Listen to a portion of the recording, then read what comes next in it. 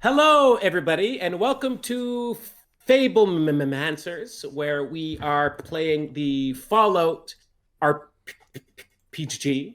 This is part two of a three-part short campaign uh, called Radiant Horizons. I am your host and overseer, Alain. Um, and we are gonna get ready to jump right into the action where we last left off. As I recall, things were getting pretty hectic for everyone, but so far everyone has survived. But just before we jump into all of that, just before we start playing pretend, we would like to acknowledge that in the real world, we are coming to you live from the unceded traditional territories of the Musqueam people and many other peoples across many lands.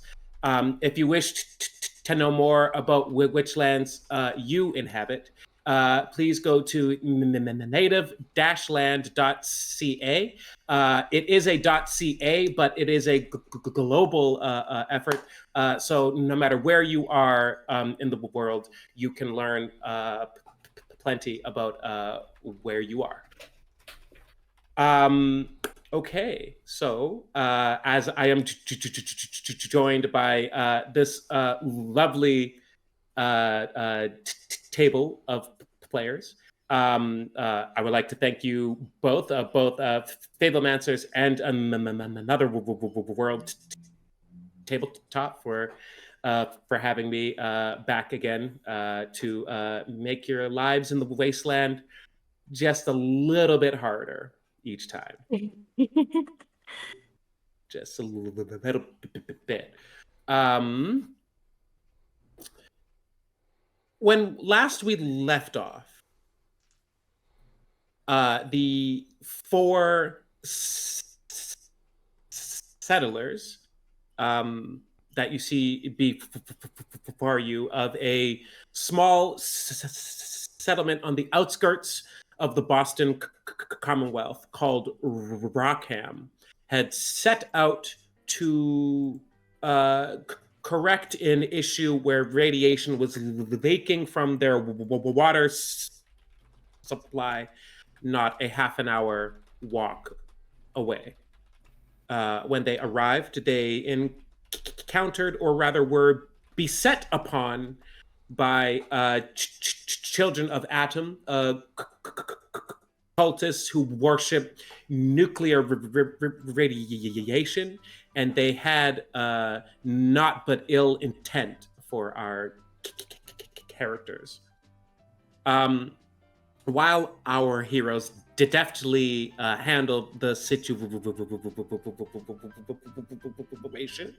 it was when they returned home that they found something close to a legion of armed and armored children of Atom, led by a nefarious Grand Inquisitor who was grilling the foreman of Rockham,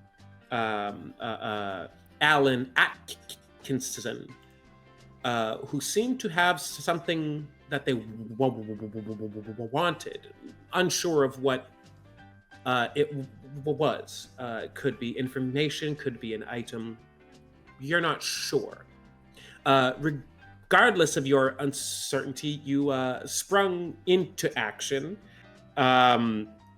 You threw some explosives, sowed the seeds of chaos, and nearly laid waste to much of the Legion itself, were it not for the efforts of the Grand Inquisitor, who sent out a burst of both concussive and radioactive energy. that put you all on your back sides. And the last thing that you saw before you fell into unconsciousness was the glowing, irradiated flesh of the Grand Inquisitor, who seems to be a glowing one ghoul with somehow all of his mental faculties about him, as he picked up your foreman and led his legion away, from what you could tell, eastward into the Commonwealth itself.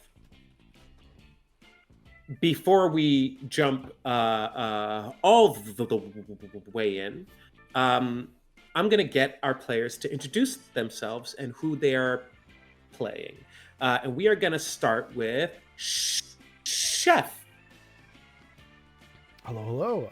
I'm Chef, or Sam. Today I'll be playing Dr. Razzle McPhee, a really high energetic and excitable particle in this universe.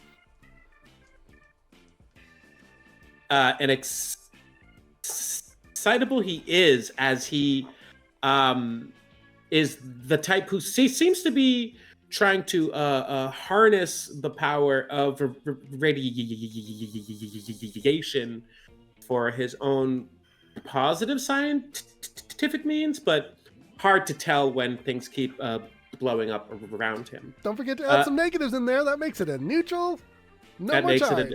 And we're back power. And we're back to puns, but we're doing science puns. Okay, I'm gonna get you to roll 2d20, please. No. And I'm just gonna I'll roll. And I'm just gonna save that number for later. This is where 17 is terrifying. Okay. Then next, I'm going to get Alain. Can you tell us who you are and who you are playing? Hi, I'm Lane, or also known as Randolph the Grey here on Twitch, and me am Boomer. Me am big, but not big. Me like Boom. Me happy, but me sad. Boomer. Yeah. Excellent. The slightly more intelligent and very luck-prone super mutant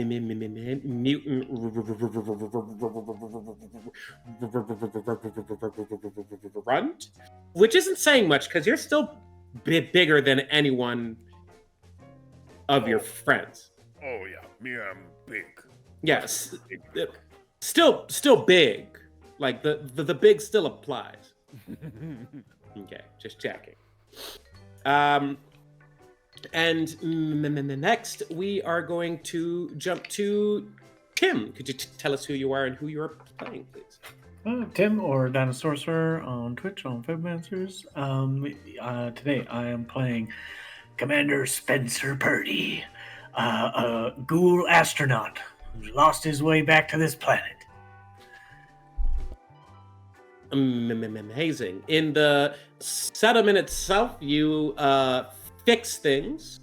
You're a bit of an engineer and a handyman who likes to wax poetic about his past, which I think we'll get into a bit later on this episode. And I might say very, very handy that you are not affected by radiation. Great effects. Thank you. I have a light. It's a good. Okay. And then, of course, last up, and last for a reason, because we are actually going to take this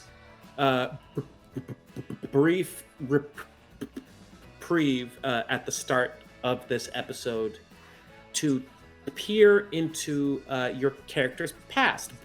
Bucket, can you tell us who you are and who you are playing in this game? So I am Bucket the Goblin. I'm not streaming yet, but I will be eventually. You can generally catch me on Another World.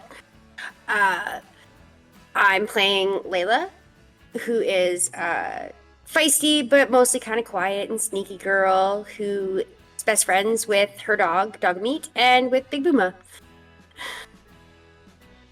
Amazing. She around the settlement itself, she seems to take care of, or rather help in the mines. It is a rock quarry. And how exactly do you help in the mines? Punching. You punch things? With Okay. punching things with my power fist. Sometimes I'll use power tools if I need to, but mostly just punching with my power fist. Okay. And it's with that we are going to take a dive back into Layla's past a bit. Layla, if it's not too impolite to ask, how old are you? How old am I? I think I put...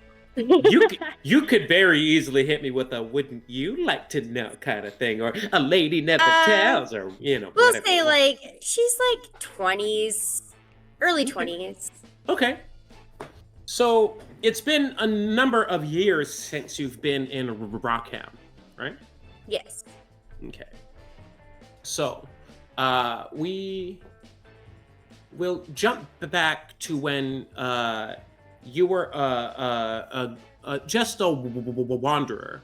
You and Nanny Finster, your caretaker.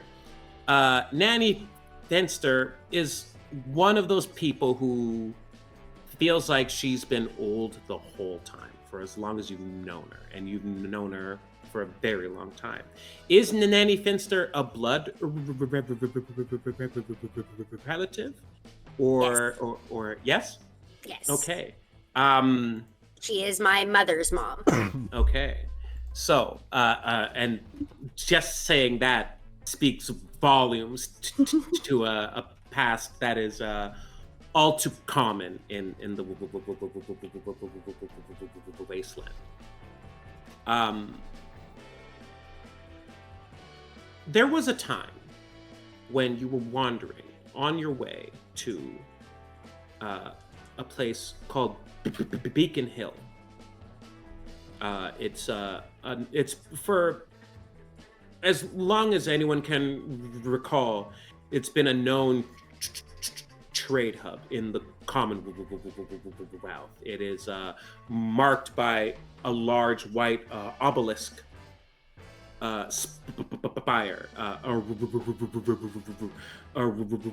ruin from the old world that symbolized many of the staple American values that the old world once had. But you weren't there quite yet when you and Nanny Finster needed to make a quick stop. Perhaps it was to just sit and rest. Perhaps it was to hide from raiders who roam the streets. But there's one thing that you do know that you found when you stumbled into a dark, abandoned building. And it was the ruins of a boxing gym.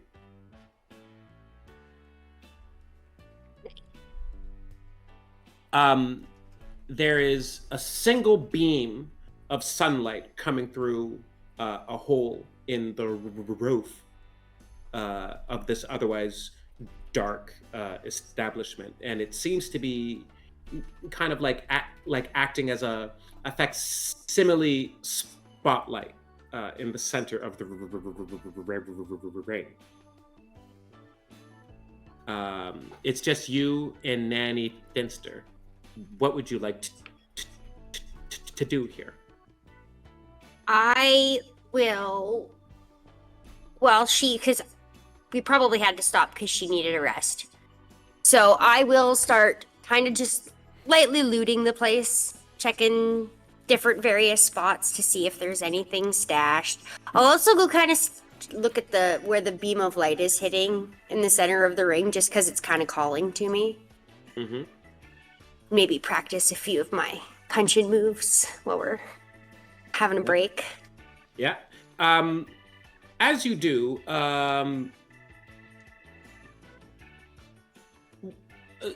give me a roll just to see what your technique is like at this younger, less experienced time. in your life. Okay. What sort of roll? You tell me. Thinking probably strength and unarmed or agility and unarmed. I will accept that. Yeah. I would say if you're shadow boxing, agility and unarmed.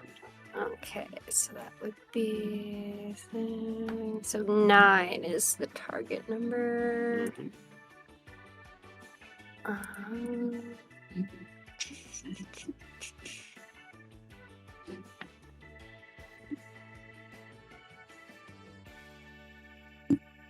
Okay, so I get 2. It's okay. I have to get under or over. I don't remember. You need to get you need to get that number or under. And if it's a tagged skill, then you're you don't need to hit a 1 to get a critical. You just you hit it at that number or under. Okay, so I got no successes. But no complications either? No. I got a 12 and a 15. Okay. So we'll say your technique is a little bit sloppy. You know what punching looks like. Like on paper. You've seen people punch, you've seen people get punched. And you're imitating it as best as you can. And it's actually Nanny Finster who says, Layla. Yeah. And she kind of stands up from the bench that she's taking her rest on and steps up the wooden short steps, kind of like shimmies along the edge of the rope ring, and then with like a quick bounce, like tucks under and steps into the ring with a deftness that you've never really seen from her. And she says, all right, stand up. Square your shoulders. And she starts to adjust your form. She kicks your left toe back to adjust your stance to a more ready one, and she holds up her fists and expects you to do the exact same. Hold them up. Nanny, I don't want to fight you. You're not gonna fight me. If you did, you'd lose in a heartbeat.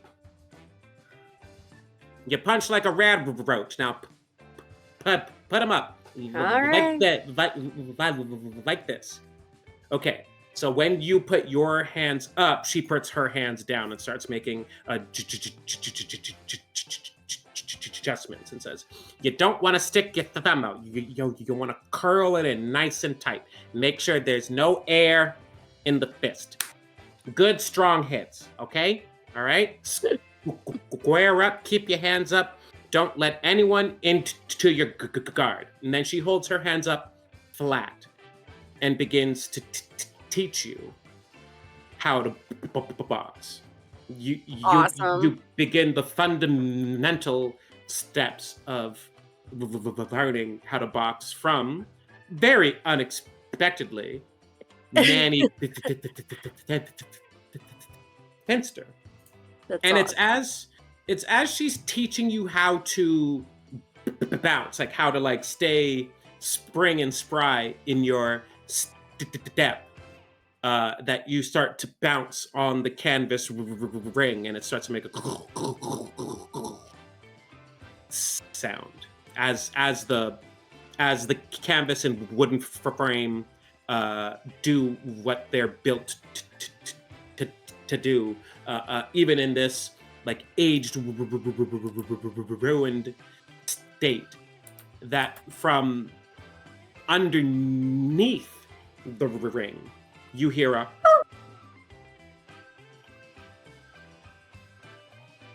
There's something under there. Nanny Finster looks at her hip, but then looks over to the bench that she was on. She left her sidearm there. She is unarmed, and so are you. What would you like to do? I will cautiously. Whereabouts under? Like, is it direct center or off to one side or like underneath? It's underneath, but it's hard to tell exactly where under it. Okay. So I will just kind of sort of get off this, like I'll go to the side and get off and kind of go under, and just as stealthily as I can, kind of try to suss out what's underneath there before making any sort of attack on it or talking to it or anything. Just try to figure out what's going on. Okay, make a roll, please. How would you like to act stealthily here? Well, I have Ghost, so I get it. When it's an agility plus sneak test in shadows or darkness, I get an additional d20 for free. Okay, I would say that this is dark enough that you can get away with that, yeah. Alrighty, so I will do an agility plus sneak, which will be target number of 9. And it is a tagged skill. Okay. So, I can't remember what a tagged skill. A tagged skill, as I recall, means that you have to meet the target number to get a critical instead of having to roll a nat 1. Okay. And I'm gonna say it is a difficulty of 1.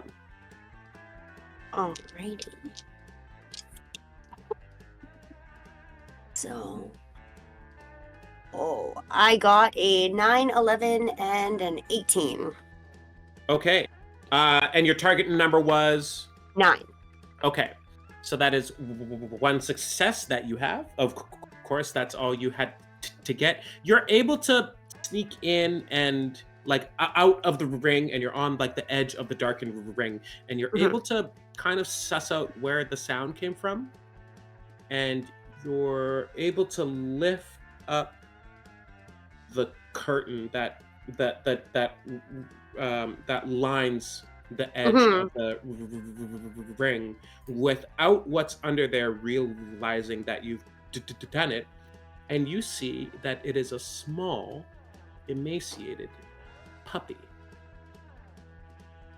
Oh, come here, baby. The puppy looks at you, but it is frightened. I will drop right to my stomach. And do I have any food on me? I don't know. Do I have any? I would I say don't- that at this point you would have like a Yeah. reaction. Okay. So I will like take some of that out of my pocket and just sort of like scooch over on like just kind of army crawl slowly on my belly with my hands stretched out with the food in it. Mm-hmm. I'm And not just even. like, Huh? Yeah, come I'm here. not. Come here, baby. Come here, baby. I'm not even gonna make you roll for this. The dog, the puppy immediately, like squirms out from under its hiding and begins to eat. It's like, as it's like, I'm just petting. Nanny looks kind of over the ropes of the ring and says, "Absolutely not. Oh, absolutely yes. Those are our food. Those are our food rations. It's not dog meat." That's a perfect name. Nanny Finster. No. No. No. No. And Yeah. we're gonna cut away from that scene as Nanny Finster is shaking you awake. Layla. What? You wake up and you are back in Rockham. The chaos has subsided. Those settlers who had gone into hiding have reemerged again. And you sit up and look around. Your injured leg has begun to have been treated. What is everyone else up to here? You'll find Commander Purdy collecting some of the broken radio, like the gamma gun bits, and starting to like turn over the barrel. With usually has the fire in it, but now it's just the ashes kind of scattered out everywhere, and start helping people kind of like fix their like structures, and tell some scouts to go and try and keep an eye at a distance. Just to keep track of where they're taking our foreman. A scout who calls himself Scope, but he's just trying to be cool. Everyone knows his real name is Clarence. He kind of like puts on a tattered balaclava and he goes, "I'm already gone." And you're just like, ugh, this fucking guy.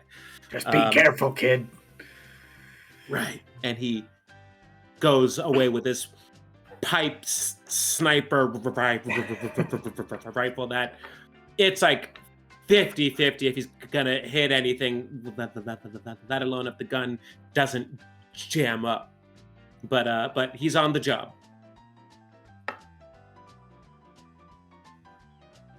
That wasn't one of your explosions, was it, Boomer? Which one? The one at the end that knocked us all on our ass. Oh, no. Not me.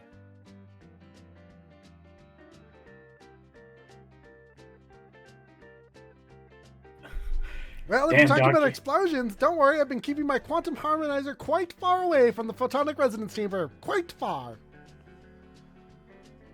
That Inquisitor look a bit weird to you all, or? He boomed. Yeah, that was He was glowing.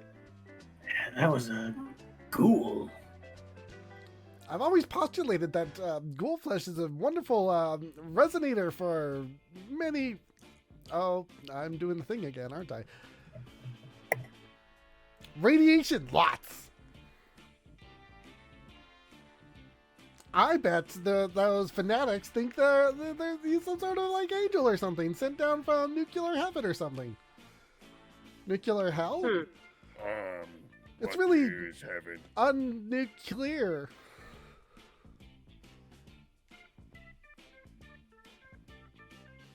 Well, like, any glowing ones I've seen in my travels really couldn't talk.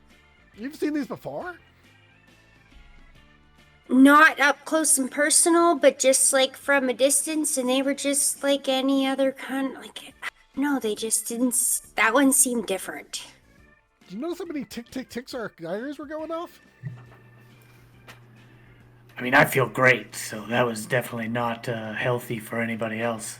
Oh yeah, I feel good. Fist bump.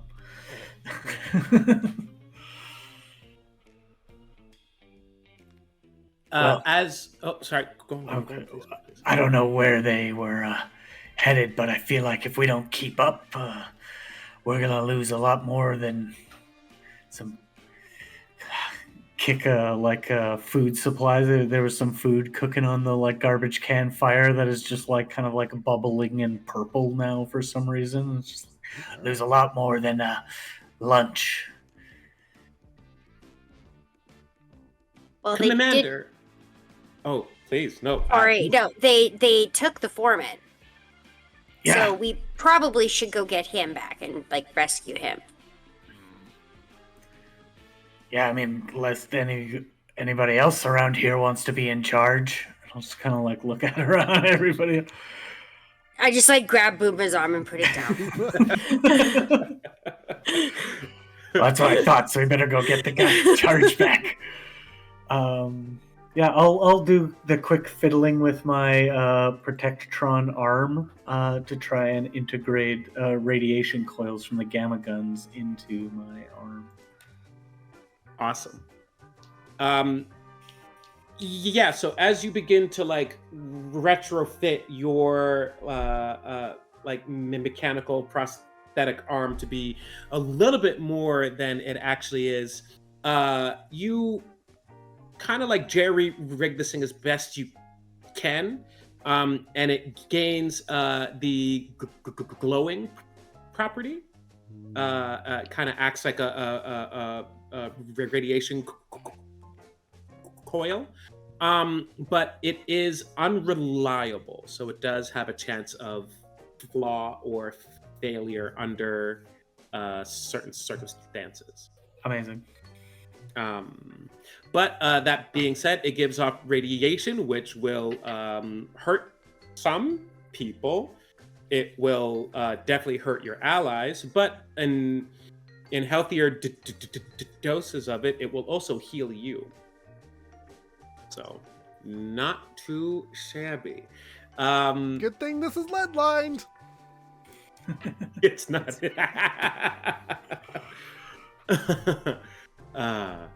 Amazing. So as you kind of like tinker with this thing, you also take a look at what was left behind in the battle, not just by the fallen children of Adam, their acolytes and disciples. But you also see what was left behind by the foreman, which is a black drum-barreled submachine gun that is engraved with like beautiful silver line work. They're very ornate, like almost like it looks like it could have been done in the old world, but you're not sure if that's the case or not because it's not tarnished at all. It's beautiful. And from what you saw in the midst of the action, it was also quite powerful.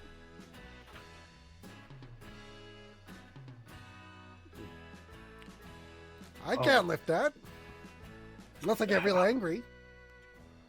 picked it up with my robotic arm and just kind of like look at everybody else like, I can't say I'm great at using this kind of thing, but I'm not a bad shot.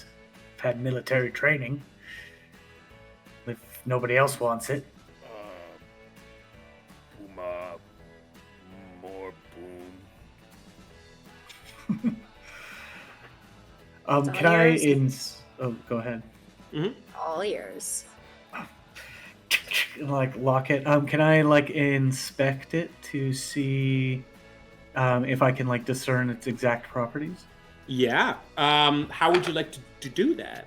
I'll say intelligence and repair. Excellent. I'm gonna make this a difficulty of 3. Can I help you with that then? Also using my yeah, expertise with like repair skills and jury rigging. Yeah, go ahead. Yeah, you would roll to see if To you help. Yep. And I have a success, so help. That's one Yes. extra dice. Yeah. Ooh, needed it. Well, pretty good. Okay, so I just upped my repair, so that's 13. I need to beat a 13. I got 12, 10, and a 6. So 3 successes. Okay. Excellent.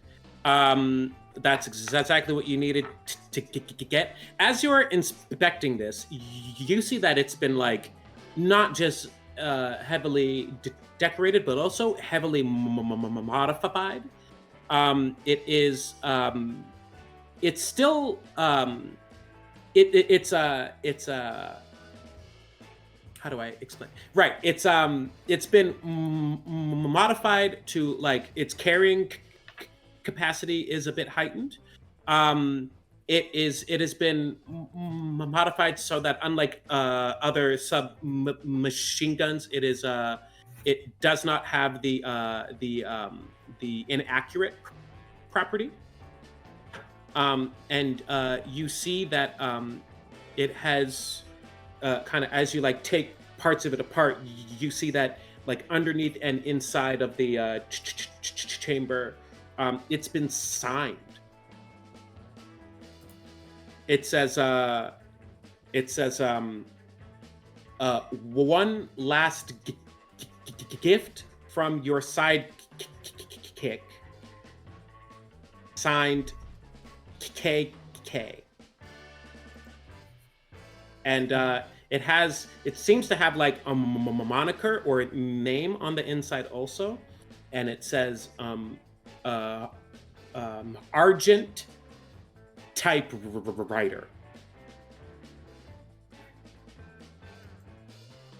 So this submachine gun will give you either a +1 reroll of a D20 or a +1 combat damage die against human targets. And that's like an or, so I can use the reroll, and if I don't use the reroll, I can use the damage. Yeah. And would I have any recollection being pre-war about a sidekick and a person toting a silver Tommy gun?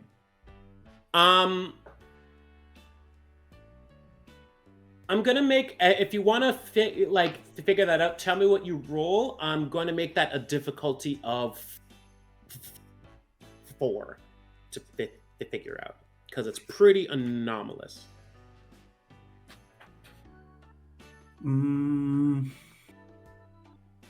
I think it would have to be Sell me on it. Intelligence and small guns. Intelligence and small guns. Okay. Yes. 1 success. Okay. No. I mean, like,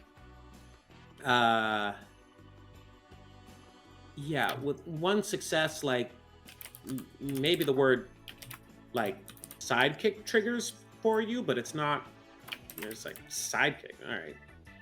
I don't know.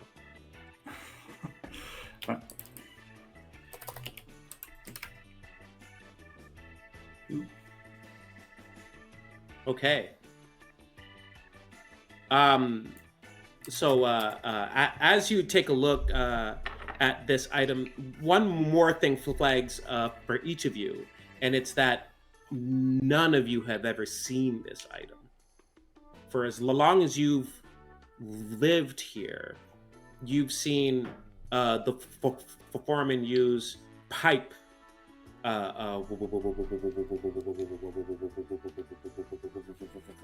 weaponry. It's been retrofitted to be like automatic, but for the most part, it's always just been like whatever he could scrape and ground to help to defend from the occasional raider attack, the occasional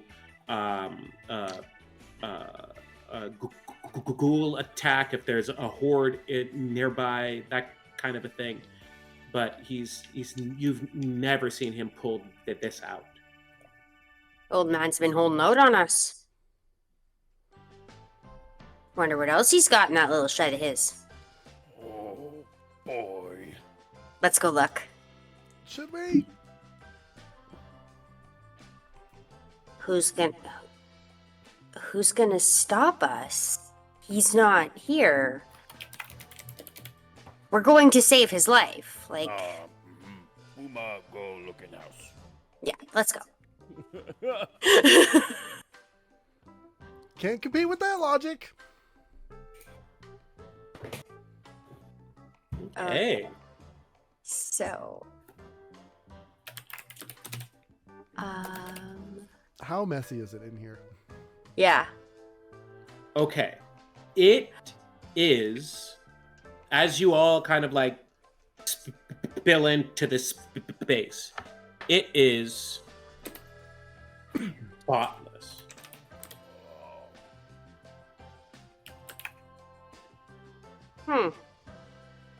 Even my lab isn't this spotless. Probably How'd you why get he's the always grime out of the giving you. grime? It's probably why he's always giving you crap about your lab. Look at this place. It's gorgeous. Yeah, like it's still like settler shanty. Like it's built with what it could be made with, but you could tell that there's been like a good deal of care to avoid like he seemed to have like scrubbed the planks of wood to get rid of as much of the fallout as possible. He's like painted things with like whatever paint he could find to like make it like a uniform color, which is mostly just like a dark brown. And everything is really tidy and in its place. Like the only like dirt and dust are on the front welcome mat and whatever you've dragged in on your boots. Whoops. Take shoes off. I will get everyone if you want to investigate the area. Who would like to make that action? Uma want. Okay. I will help. Okay. Please sell me on how. I think it would make sense for survival for like the regular scrounging of things, and then I would gladly do either perception for looking around or luck for stumbling onto something, whichever you think is more fitting. Okay. You are lucky, but you said your perception isn't too bad. Oh, Make it. You're kind of like taking an effort. Make it a perception roll. Okay, great. Perception, survival. Okay. Yeah. And then for the help action, how does that work in this system? So what I roll a 1d20. Okay, you just get to add the And- success. Okay, great. Yeah. And are we at full action points or? Yes, you are back to full action, which I believe is one for each of you, right? Am I wrong, or do you each start with? Yeah, it'd be if we're starting back with all four, it's just one for each player. Oh, Okay. Right, have and then four. and then I have 4 because I have 4 players here. I believe so. All right. Booma use 1.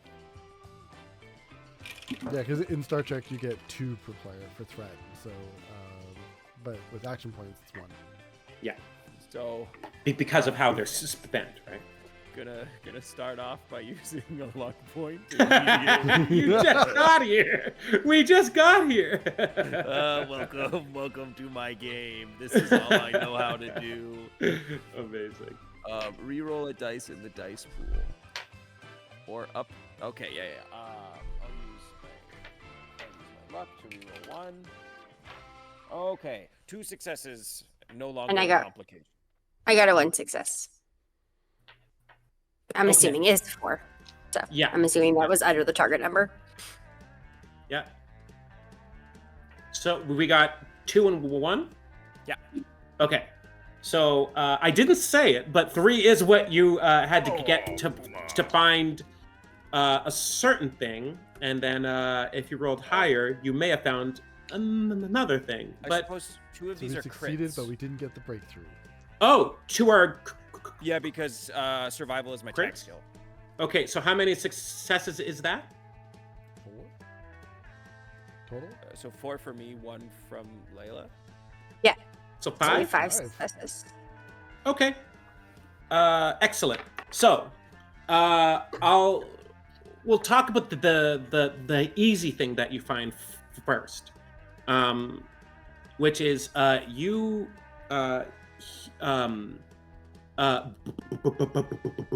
Booma, you hear a sound, and you at first you don't think you hear it until you realize it's a repeating sound, and it just sounds like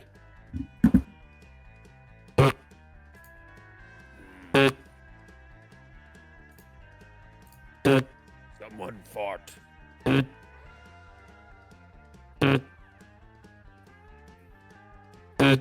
No more farting. you are able to isolate the source of the sound and identify that it isn't a fart with Layla's help. And the two of you find what looks like a disassembled radio that has been like handily rewired and connected to another disassembled object, another disassembled electronic device. And you realize when you look at it, it has a monitor and a bunch of like inner workings and wires sitting in a half shell shape. And when you turn that half shell around, you realize you're looking at a disassembled pip boy.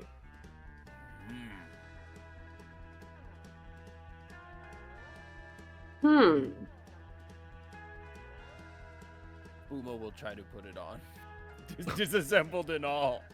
Okay, so like half of it is like the inner workings, but it is still on its hinge, and all of the pieces in it are still like kind of like fastened in.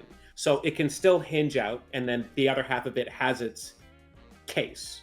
And you put that on your arm.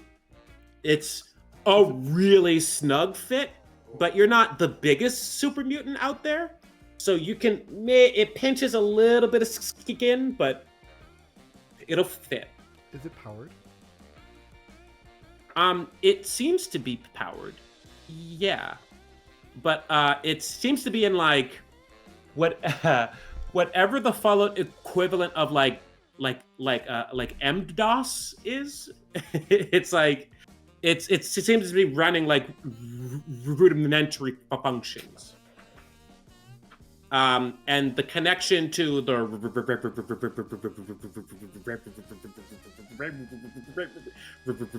radio is it's a two-way radio, and that is connected to just like a pipe on the wall that is connected to just the little antenna that sticks out of the top of his shed. And the sound persists coming from the two-way radio.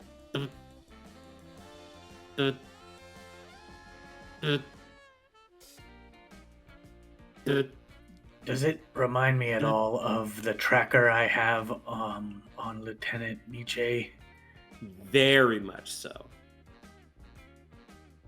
Can I using mine and Lieutenant Nietzsche's position, which is unfortunately a little ways off the coastline of the Commonwealth, can I use it as a triangulation to try and see?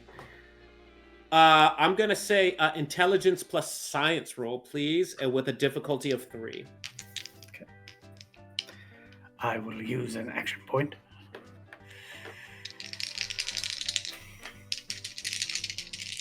No, not this one. This one.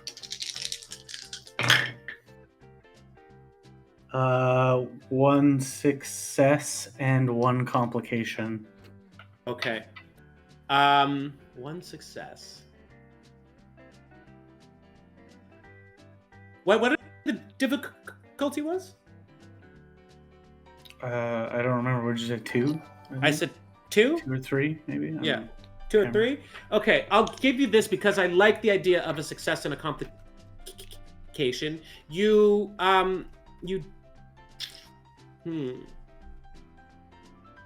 Complication is going to happen no matter what. You can buy 1 more die to make this a success if you give me an action point. I'm a big fan of those. Oh, sure. Also, Thank you. welcome Raiders. Hello, Tangible. Hello, Raiders. Hello. Hey. Oh no. We're playing Fallout. I have a lot of You've light. seen the light, Alain. Okay, all right. Okay, just You I'm look just beautiful. showing, Do you have I'm showing the another people. I'm very excited about it. I have fun. Okay. All right. So, how was that extra roll there? Oh. 7. I need to beat. Yes. I need an 11. So yes, 1 more success. Okay. So, with that, you realize that it's doing 2 things at once here. It is sending a signal out as an SOS. And it is also tracking someone in the Commonwealth, somewhere towards the southeast. I think we got a beat on our foreman here. That would maybe make sense. Did you verify the What is- code? Look at it, beep, like, and the screen turns off, and then I'll like go, and like press a button, and the screen turns back on. Like, yeah, code verified. There is likely a way. I'll say, like, for those of you who are more intelligence based, there's likely a way to make this a fully functional Pip Boy again, but it'll take a little bit of work to get done. Boomer fix. Burma. Now, careful with that. Oh boy. I'll help him. Calm down, buddy. Calm down, buddy. Let's just let's just take a look at it. Like, Is fix? and so I'll just kind of grab it and just sort of pull it down, your arm down a little bit, and just sort of like, doctor, like, what do you think? Is there anything we can do? And I will give the help action because I have repair as a tag skill. can I attempt to recalibrate it to like from a solar energy source to like try and capture the ambient gamma radiation that is being emitted from the super mutant's body? Ooh, very interesting. Yeah. Okay. Do you have any expertises that could knock this difficulty down? As a from... nuclear physicist, yes. All right. Do we have any more of the spare parts from the gamma gun that Commander Purdy didn't use? Well, yeah, I got a few. Only need one capacitor, really, and the rest of it is just for looks. And using- more gun. And Boomer holds up one pristine gamma gun that we have not used. I just pull my coat a little tighter to conceal the one that I have. If there's enough of the spare parts that I could attempt this, otherwise I will utilize the extra gamma gun that we have not touched yet. Okay. Then I will say that it's gonna go down from a difficulty of 5 to a difficulty of 3. Okay. With the parts that you have available and your expertise. Yeah. And help Layla's action. helping? And Layla's helping? Yes. Layla, were you successful with your help? I was. Amazing. Okay, so my target number for this is 14. Yeah, I got a 5, so. Hell yeah. For 3 successes. One of them Awesome. being critical. So, you kind of like move things around a bit. You do realize that you need one more part that you don't have in front of you, but you do have it in your lab, and it is a syringe. Because you're actually starting to make this a bit more of like a bioengineered kind of effect. So it's actually like tapping in. So if he wants to wear this, it will like have to like inject into his arm. It'll be a bit of a pinch for a bit. Now, don't you worry, Booma. It's just like having diabetes. Slap.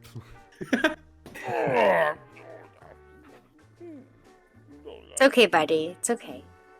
I'll kiss it better.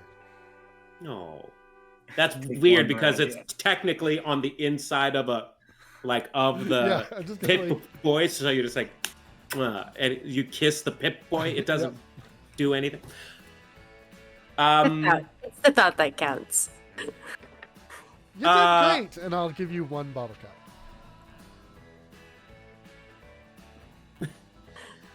Now you've accepted my experiment. I would say I have one more question for each of you.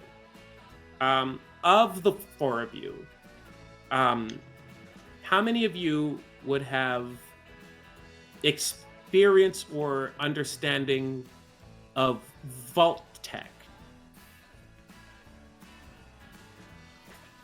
I like building the lunar base, like, was a split pod project with the government. So we Yep. had a lot of like vault tech module pieces as a part of the base itself. Okay, But yeah. that means I've seen like owner manuals and like kind of schematics, but that's about as far as I go with like knowing the company. Did you ever encounter anyone with a Pip Boy at all? No, they were considered for the project, but Hmm. never used. And by the time I got back to Earth, most of the vault dwellers were dead. Yeah. Oh, Puma tribe maybe kill Vault Dweller, but no use. Right. Okay. Okay, then I will say that there is one more thing any one of you can discern about this device, but it is a difficulty of 5. Yikes. If you want to make that roll. If not, we can advance on. onward. And you can make that roll at any time because Boma now has it semi-permanently attached to his arm. Perhaps we can find some technical manuals on our way. The whole time now, walking around, Booma's just going to be playing with it to see what the hell this thing does. This is the most advanced piece of technology he's ever seen. So as you like flick it on, it tries to find a power source, and then it says power source failure. Press OK to continue. Okay. And it turns on anyway. and you see just a very friendly cartoon Pip-Boy. Hi. What you do? And then it goes back into the MDOS mode. Booma just looks at Doctor. What is it? McPhee? Is it McPhee? Yep. Booma just looks at Doc McPhee and he goes, You no fix. Still not good. And it goes, Can I look for like a slot or anything on it? Is there maybe like missing memory or something? Yeah, you can very easily take a look. I'll say it's a difficulty of 0 for you, based on what you've done so far, and yeah, it's like there's like missing hardware. 2 successes. Take the AP. You're going to need it.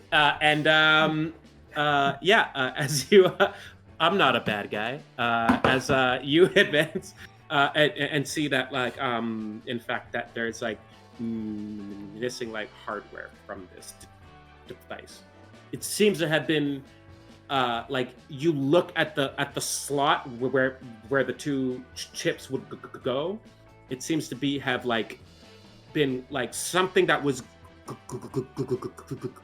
glued in and then like soldered in, meant to be there permanently, has been like stripped and like unsoldered and purposefully taken out. Well, looks like you got the case of the Red Menace. Red Menace. Looks like this, and I'll just like scratch down Red Menace in big block letters and then hand it to him. It's in pencil though. You find this, match it up, we'll have success. Okay.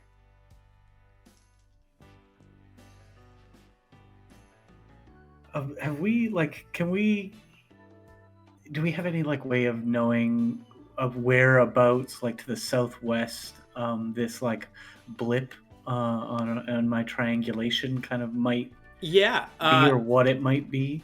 It'll get faster.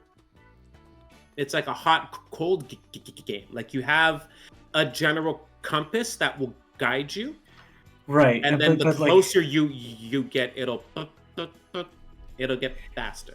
What I mean is like, what about this like area? Do like if we were to roll out a map and be like, like what is that way that might have some children? You wouldn't necessarily like again, like the Pip-Boy isn't at full functionality, so you don't have that like digital map kind of handy. But what you would have is an understanding of where you are in the world, in the Commonwealth. You know that if you go southeast from here, you go a little bit south and mostly east, you will arrive at a small old world settlement, now ruin, called Concord.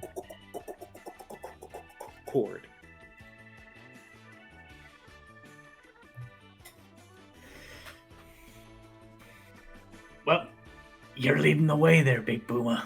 We're following you, bud. Okay. Oh, I'm sorry. You rolled super successful on finding the sound, and we spent all that time on the sound. I forgot to acknowledge the extra successes in there. On your way out, Layla, you kick a rug slightly out of place and bump into something metallic. Ooh. Definitely check that out. You lift the rug up and find a safe embedded in the floor. Layla lucky too. Is it locked? Yeah. All right, I'm gonna pick it. Okay. Wait. The foreman usually would probably leave something around. Maybe we can look around the room. That's true. Is there... Okay, so I'm gonna... First, I'll try to find the key or the code or whatever it is. Oh yeah, is it a twisty safe? Yep. Eh. You know, classic styles. There is no computer hardware in here other than the Pip-Boy that you have. So there doesn't seem to be like a computational link to the lock at all. It will have to get picked unless you have the code for it. Let's see. I'm going to tell you now.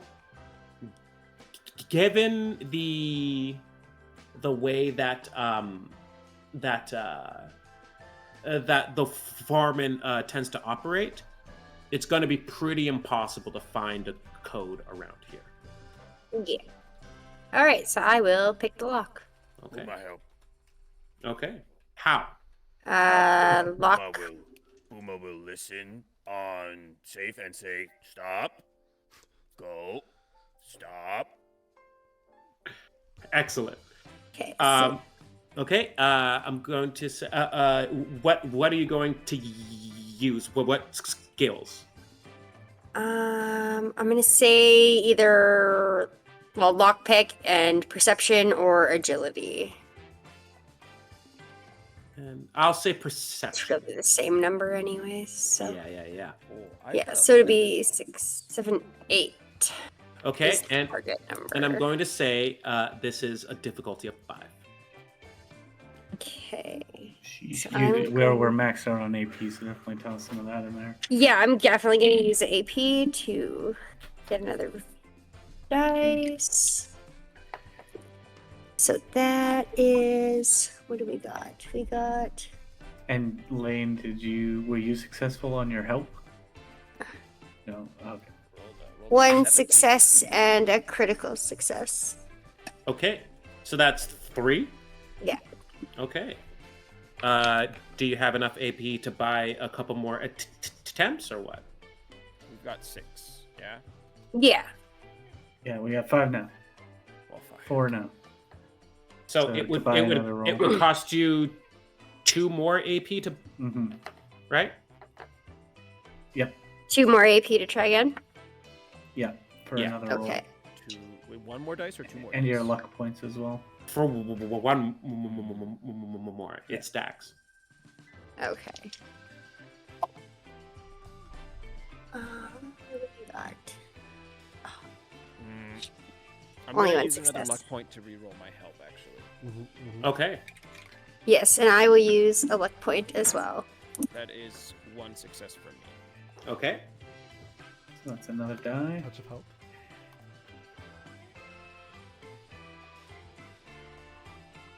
Okay, that's 2 successes. Excellent. So what is the success total there? That's 6 total? 5, I think. Five That- total. You got 1 So 5? success and then 2. or unless your extra help die was a critical. No, just one. Okay. So 5.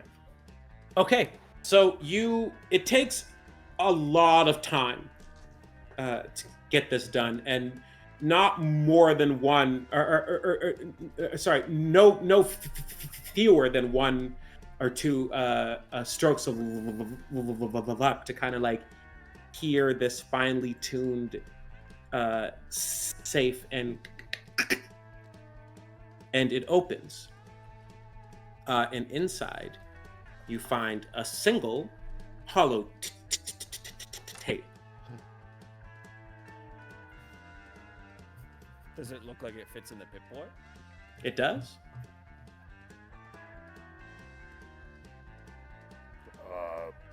Boomer will try. Yeah, let's put it in. Okay, you pop it open and slide it in, and like a classic kind of 8-track or cassette, and the needle in your arm wobbles a teeny tiny bit, but it's fine. And then it whirs up, spins up. You can kind of see the inner workings as it starts to like run the hollow tape, and the monitor reads processing, cannot play holotape at this time. No, play. You know that you'll probably need to upgrade the Pip-Boy a bit before it can play holotapes again. Oh, stinky. For those of you, thank you. For those of you playing at home, that's called a carrot. Okay, but what you do have is a clear signal towards your foreman. Well, we should probably gather our supplies and go and save him. He'd probably appreciate that.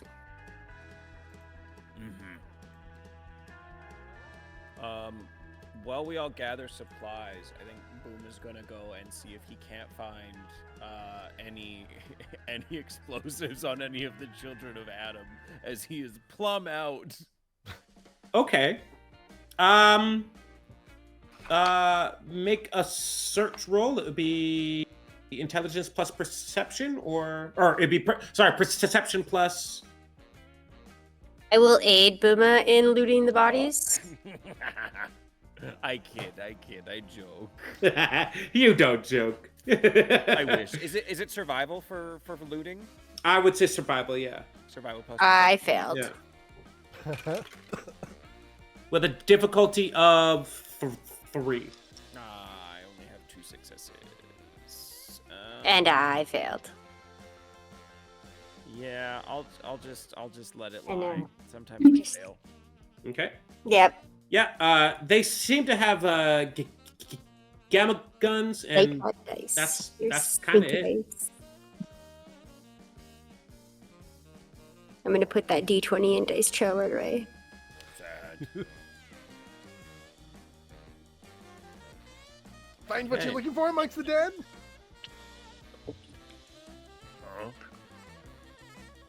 No? No. Well, there's bound to be something along the way. Let's get going. Maybe we Okay. can blow up one of those cars. Oh, there's cars.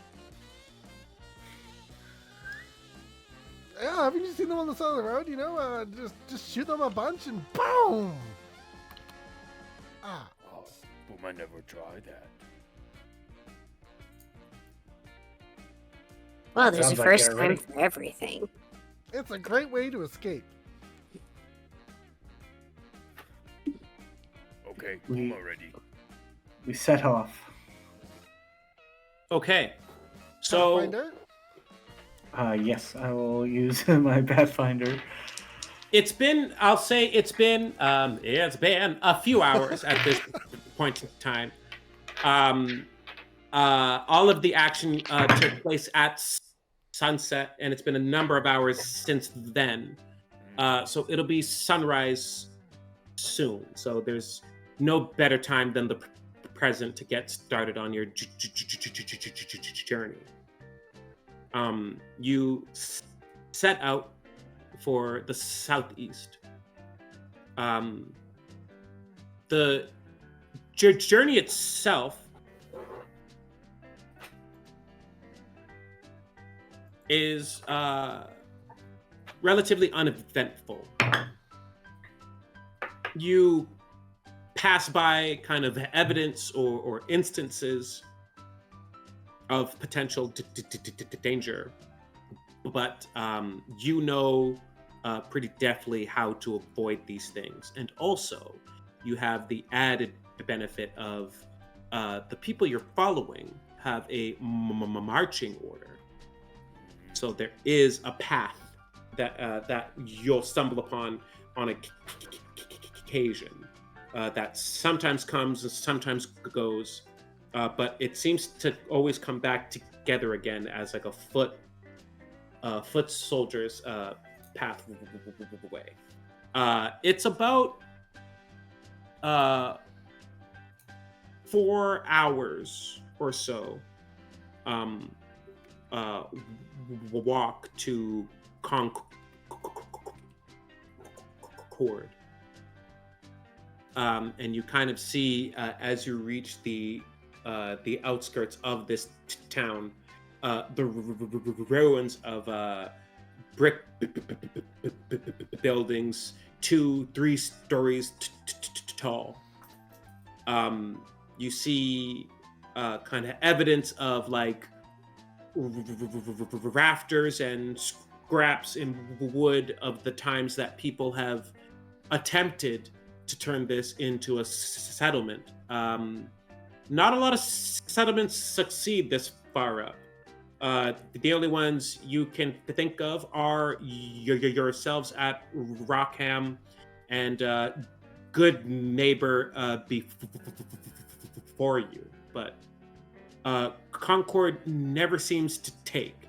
It always seems to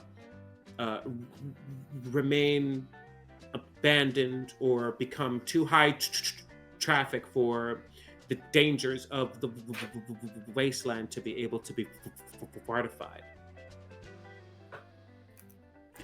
Do we see our companion Scope?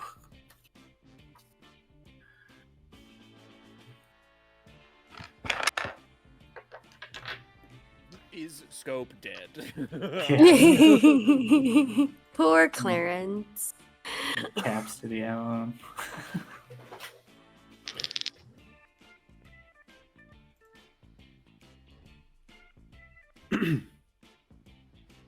So,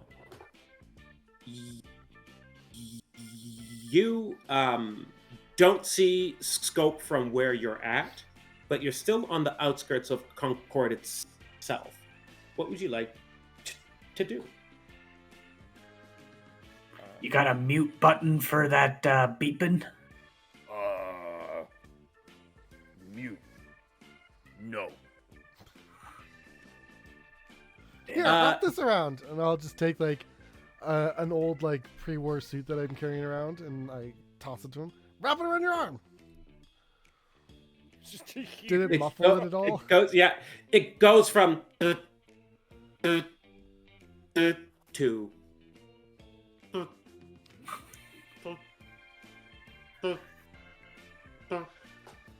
so it kind of works. Well, sound dampening technology isn't my specialty.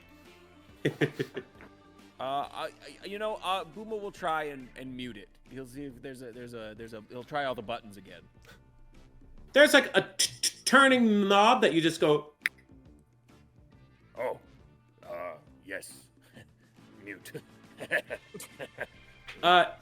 Good job. You still see though a blinking indicator on the monitor itself that it is still functional. It just isn't loud right now. Well, what do we think here? We don't have the explosive advantage we did last time, so Well, as a wise master once said, we should find the high ground. I could sneak ahead and see what I could see. yeah, I could. Yeah, why don't we? Aren't you two? And I'll point at the doctor and Big Booma, and point to a taller building. Maybe I see some stairs, kind of leading up to the second floor or something. Why don't you try and get a vantage point there, and we'll sneak up on the ground Okay. so nobody's alone. Puma, get high. Right, Boomer, get in position. Crouching time. And then I'll stay one zone behind. I'll Excellent. stay one zone behind Layla as she vanguard stealths ahead. And Dog Okay. Meat's with us too. Okay. So I'll say, let's see here.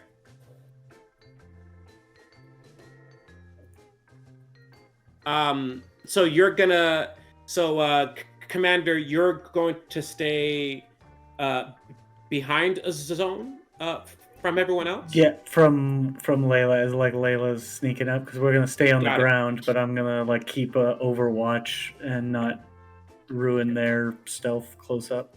Okay, so we'll say that if you start on the outskirts of Concord, we'll call that Zone 1. For Layla scouting in, we'll call that Zone 4.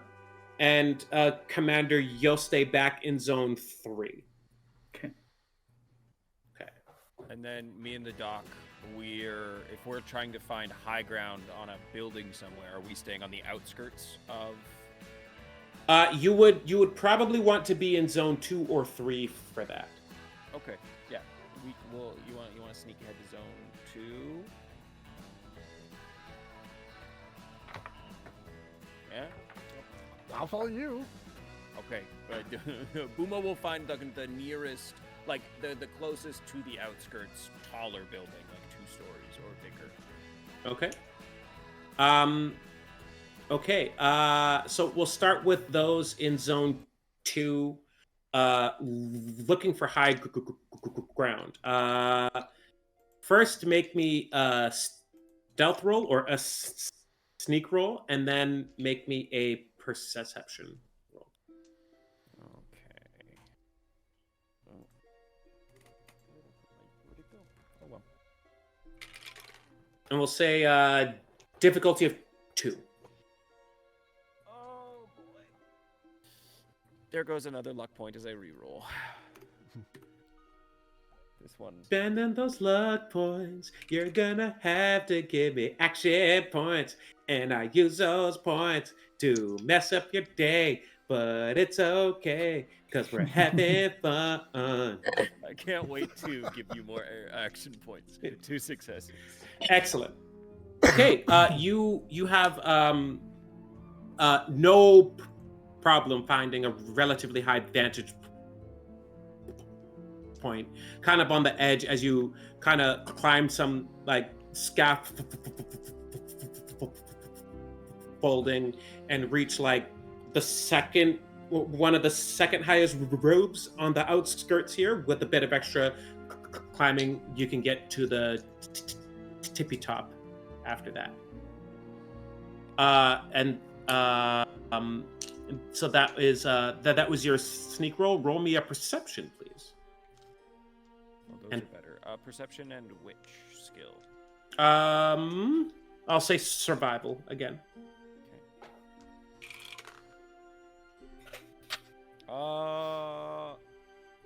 Crit, Difficulty of so 2. 2 successes.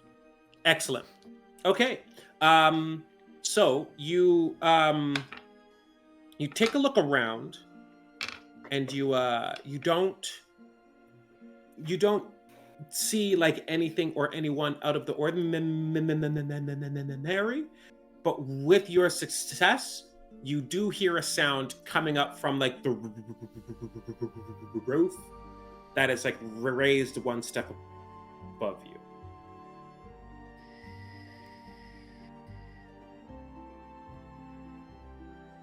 There's like an electrical box that you could probably jump on top of to then climb your way up. Okay. My big Boomer will take point and climb up, nice and slow, nice and quiet, creepy. Okay. And when you look up there, you see on the other side of the roof is someone laying down, looking away from you, out in a sniper's perch. We're gonna cut away from you to Layla and the commander as you advance upward. You're advancing together, and the commander's gonna hold back one. Yeah. Okay. So we'll say that it is a. We'll say it's another sneak roll for both of you. For the commander who's staying back in zone 3, it's a difficulty of 2. For Layla who's advancing up, it's a difficulty of 3. You can also help each other because you're advancing together up to a point. Can I give the? Well, I got 2 successes. Mhm. Can I also use the help action? Yeah. Which is a natural 1 for a critical, so that's 2 die to Layla. Okay. Layla, you just need 1 success now. Okay, I am going to use a action point to get another one. We have 2 left. There, yes, I got 1 success. Excellent. So, all of you sneak up successfully to your designated kind of areas, and I'll get both of you to make perception checks, please.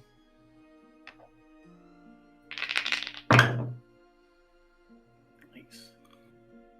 Ooh, I don't know if that's very good.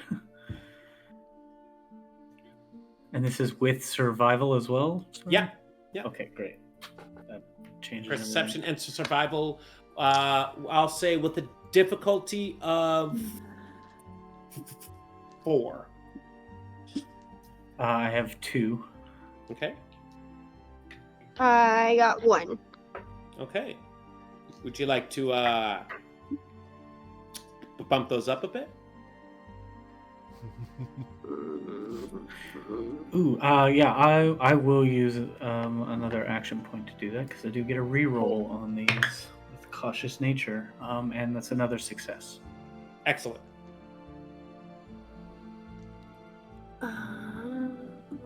Yeah, we got And one I left. did think about Yes. daring nature, actually. I will use a luck point to reroll. Okay.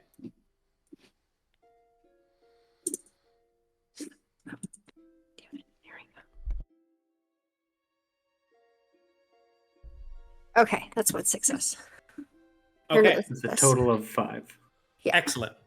Okay, so your stealth checks are successful, and so are your perception checks as you kind of perch in, stagger, and step ahead and take a look around.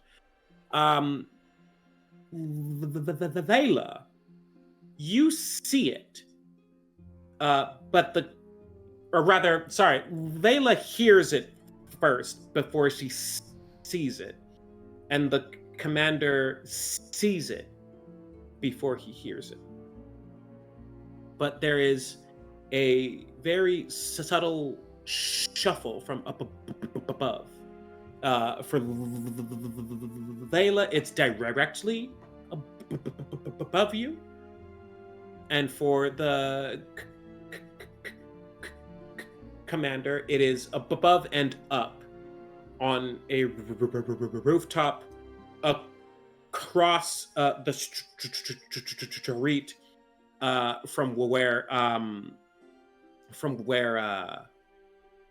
Big Booma and Dr. McPhee made their way up on the outskirts.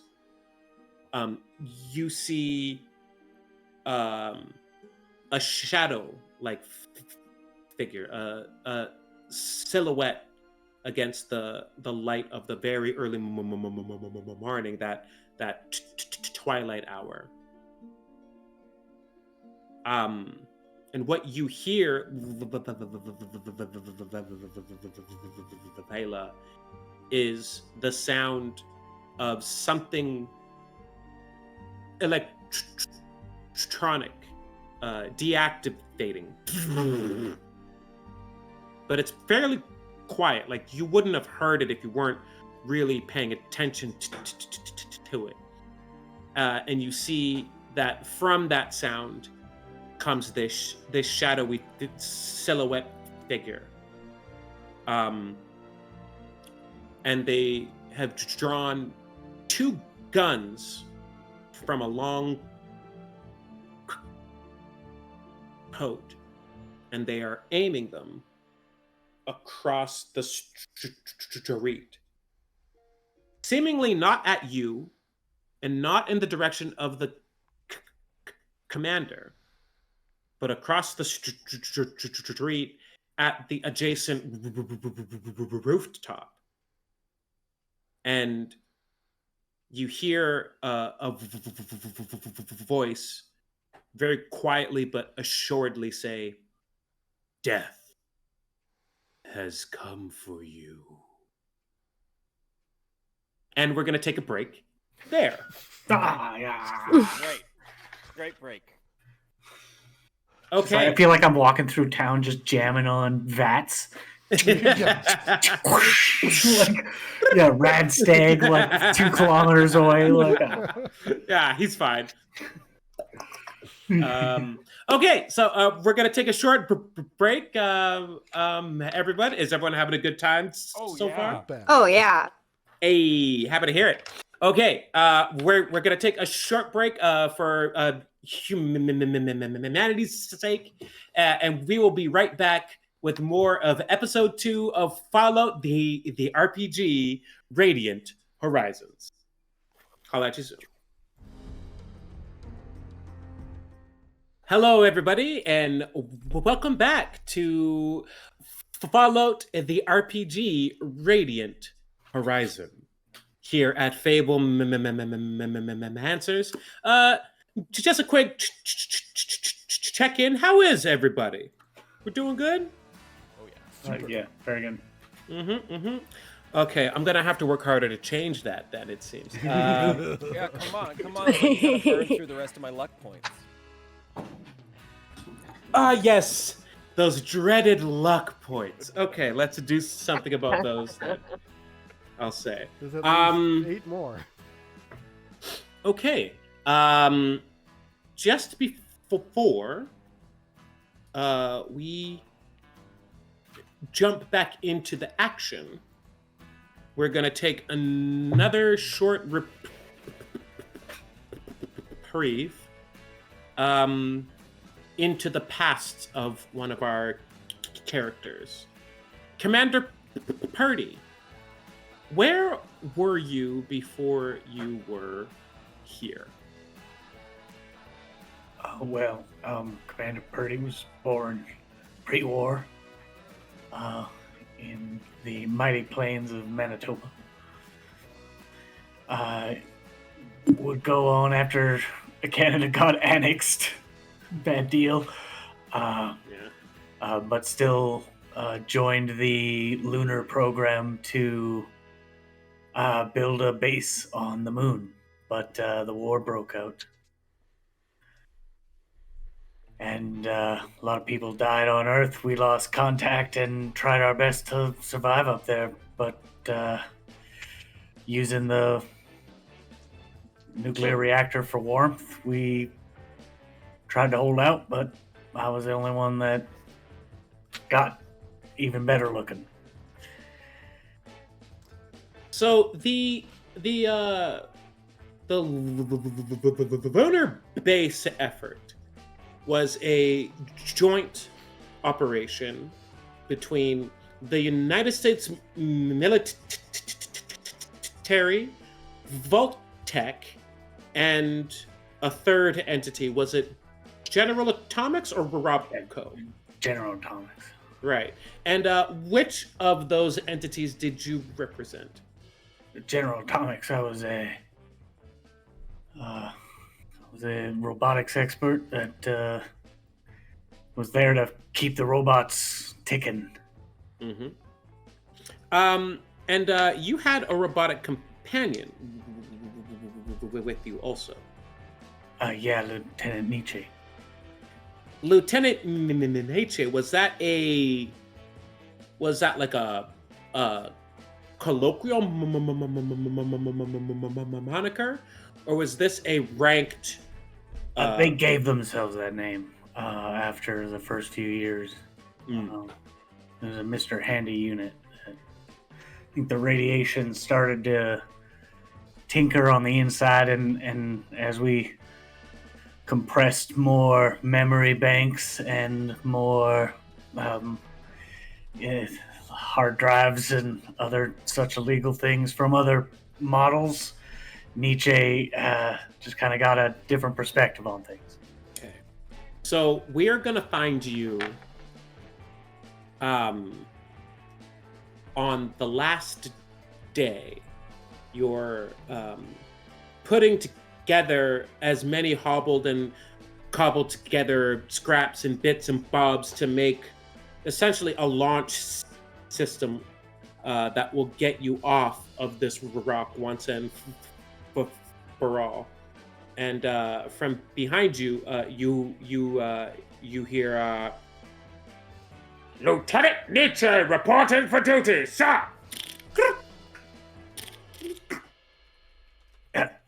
You almost ready, buddy?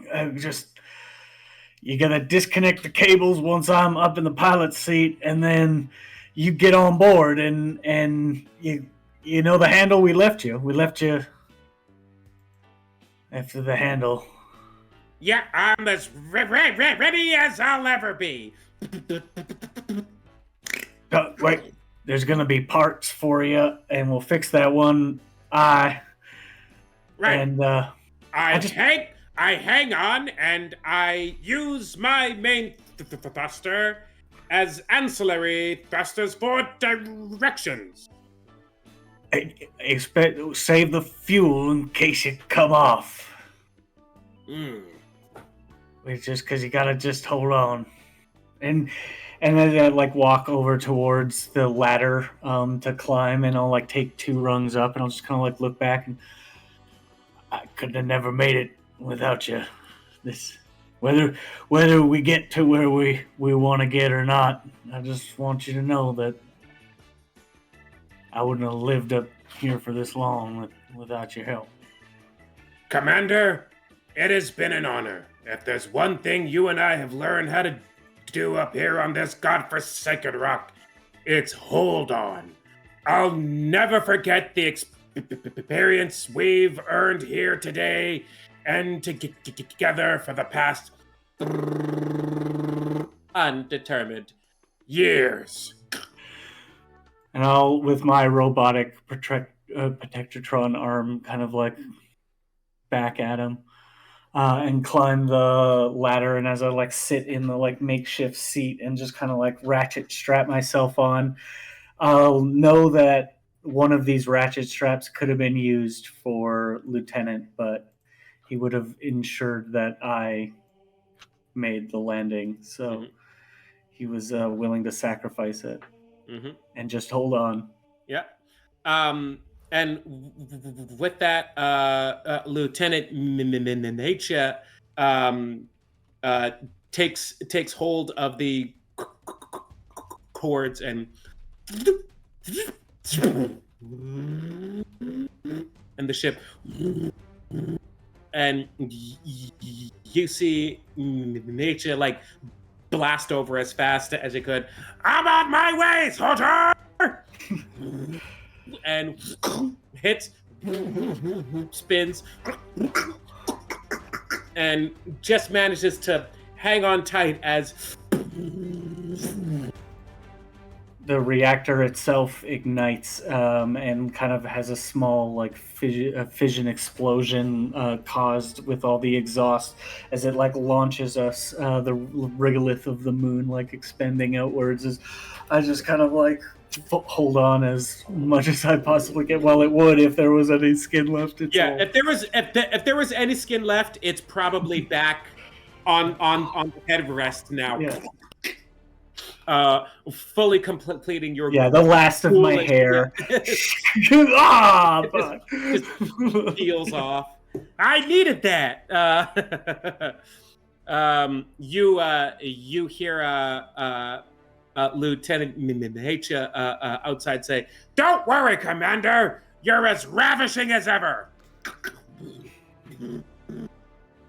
And you blast off towards the Earth.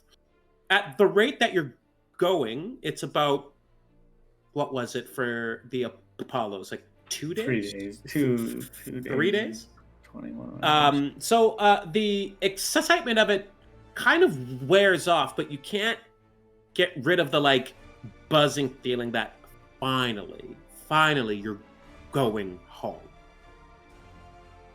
And that feeling starts to rile up into excitement again after the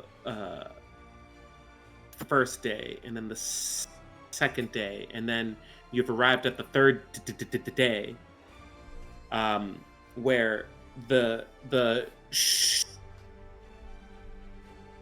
shuttle begins to make its way into the atmosphere. You hear Lieutenant Nature say, Land ho, Captain! Commander! I will check my navigations. I'm gonna have to do it visually as I see what I assume is the Atlantic below me, kind of cutting in towards the interior. Mm-hmm. And as you see it, you set your navigation, you relay communication to nature, who helps kind of offset the directional thrusters, and you begin to make landfall. And it begins to shake and rattle, and you feel that turbulence again, that intense pressure pushing you back into the cockpit seat. You're going home.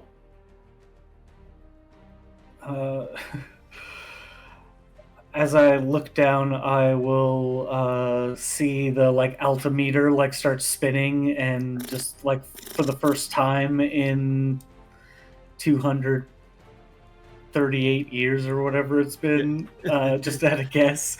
I feel like gravity like pushing down on me and like pulling the vessel. And as it like yanks the vessel, I'll just see the like fire coming off of the re-entry as it like stops. I'll just see that the like land horizon is just tilting to the side, and I'll just shout over the radio, HA, cut the port side, cut it, cut the fuel off. You don't get an answer back. I don't like pull the manual release. It's jammed up. Make a roll for me to successfully pull this. I'll use repair. Uh-huh.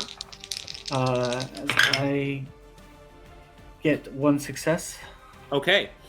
You and it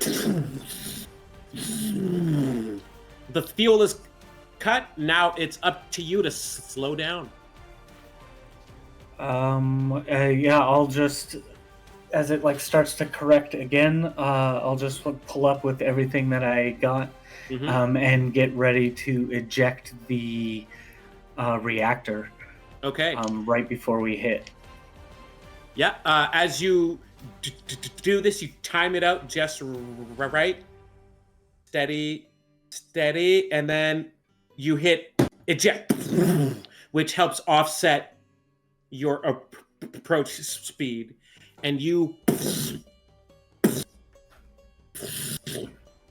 touch down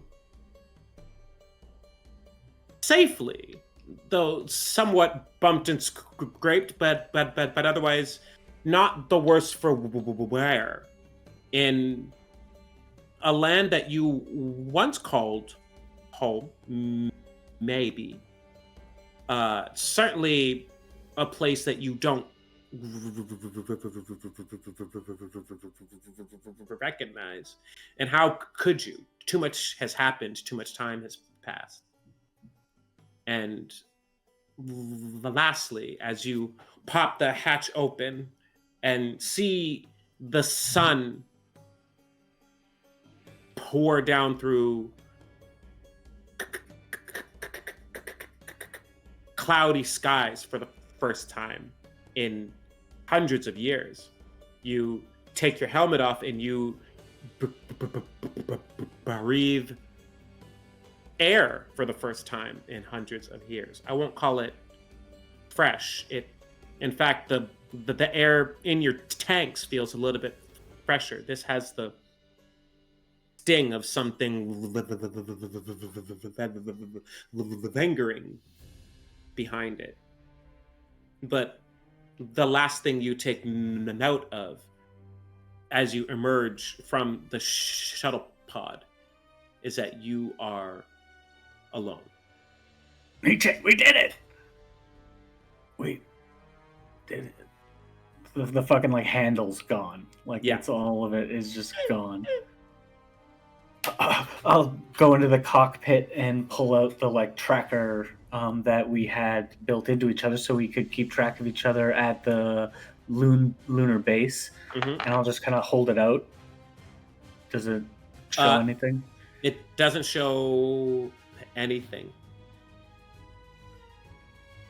I will look up into the sky as the like reactor like collides like in along the horizon.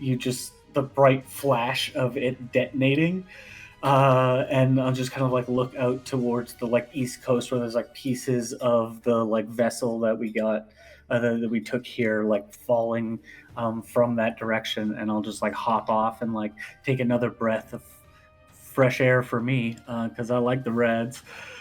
Feeling better than ever, and finally home and set off towards the east. As you take your steps towards the east, you keep that tracker on in the hopes that it will make a sound again. Eventually, it does, but it's not until long after you have made peace with the world that you're in, and have made or found new friends and companions in the settlers of Rockham. And with that, we're going to cut back to your perspective as the shadowy figure stands on top of a roof, aiming out at what you can only assume are your friends. When you made the triangulation check to find Alain, the foreman to find out where this beacon was calling to.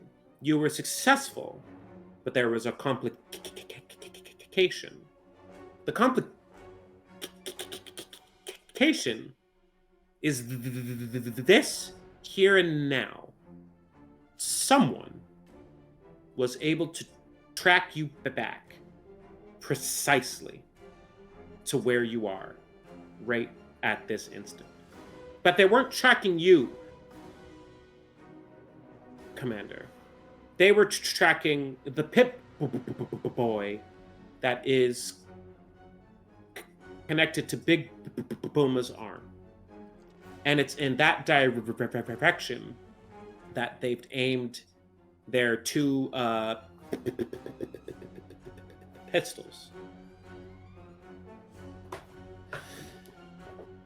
Commander and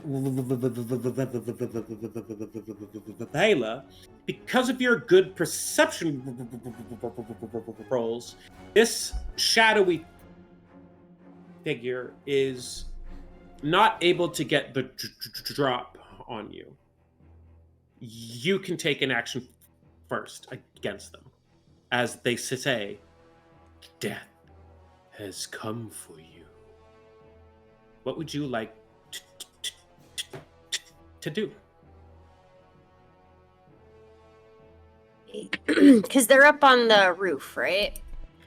Mm-hmm. And I'm down on the ground. So I am going to duck and roll behind something. Okay. Let's see. You were already pretty successful on your first stealth roll, but now you're taking cover. I'll make it a zero difficulty action. Okay. What am I rolling? Probably athletics and agility? Yeah, that sounds awesome. All right. And So I'll use target my number will be 7, 8. And that is 0 successes. So I am going to use a luck point to reroll one Okay. of those.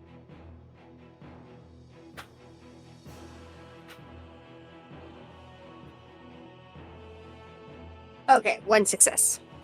Okay, so that earns you an AP point.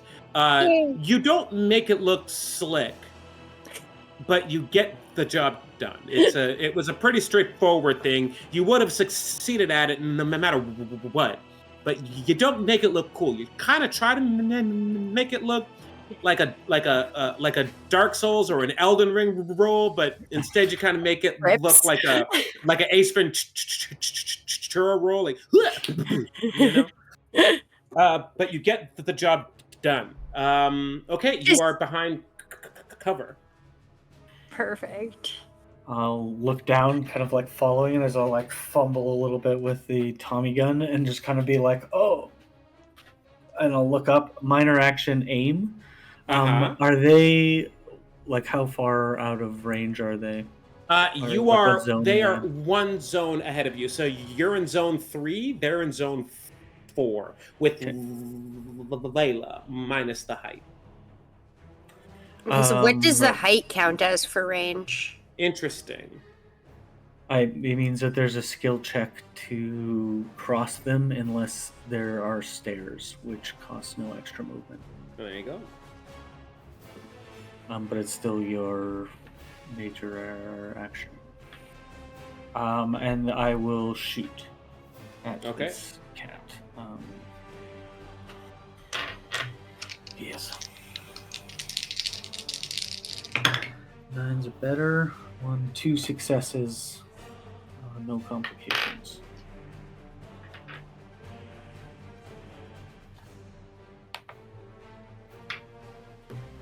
Okay, let's see.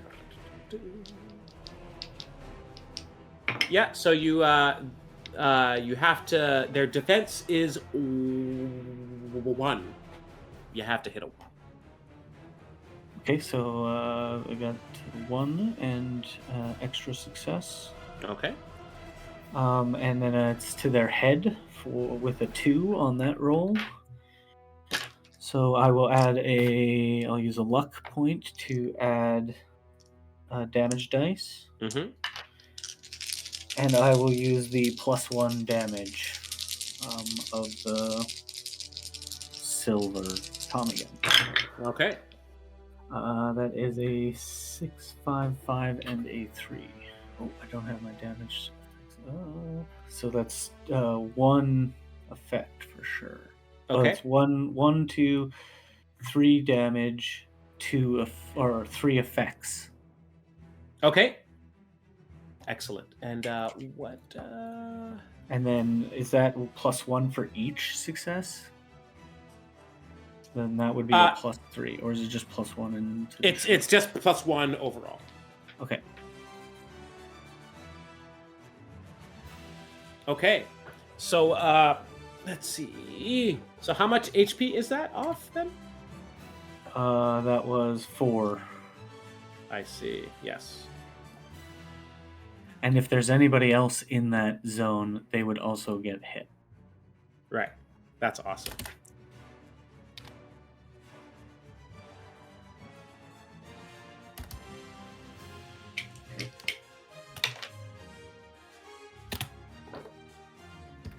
Okay, so you see this figure about to take aim and take shots at your friends, and you take a shot instead. And as you take this shot, it's a direct hit, and you see it like boom, boom, boom, like seemingly like just like zip past them. Some of them hit but bounce off and like knock the hat on their head, and they look down and they see you aiming up with the very easily identifiable Tommy gun that's in your hand, and they say, "That doesn't belong to you." Get everyone to roll in initiative, please. Wait. Layla, you can still take an advanced action because I let you have that. I don't know what I will do. Throw dog meat up there. I'll give you some John Wick like bounces off your back and climbs a wall to attack type shit. Yeah. Let's go. Yeah, I will like basically sprint just to get up there, since he's up there and I am close combat fighter. Yeah. I need to get closer to be of any help. So I will, dog meat and I will take off to go run up. Excellent. Yeah, you see that like if you like dart into the other, like the half bombed out, half caved in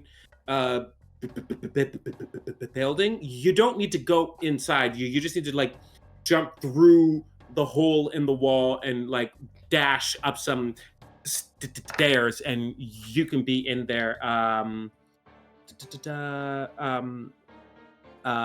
You can get there in your turn. Okay. Perfect. Okay. And then everyone else roll in initiative. Well, the Modifius is 2d20 system. You just have a static initiative, my friend. Oh yes, that's right. Thanks, Modifius. I play other games, so I forget sometimes. Okay. Roll initiative just is such a good intro. Yeah. I like hearing it. Okay. Let's see here. 16. 13. Dog meat and I both have 12. Okay, so we have a 16, a 13, two 12s. Also a 12, but I'm going to spend the luck point and seize the initiative. Okay. Excellent. Then it is your turn next, good doctor. So we're seeing this kind of like all take place just below us as we're like trying to climb onto the roof. Yes. And then still ahead of you is a sniper facing away from you also. We haven't determined the intent of the sniper, right? Or are they aiming at No. our friends? You have not determined the intent of the sniper as of yet. With a minor action, can I try to see if they've got any sort of markings on them, if they look aggressive, hostile? Yeah. Make that a perception plus survival. So glad you said survival.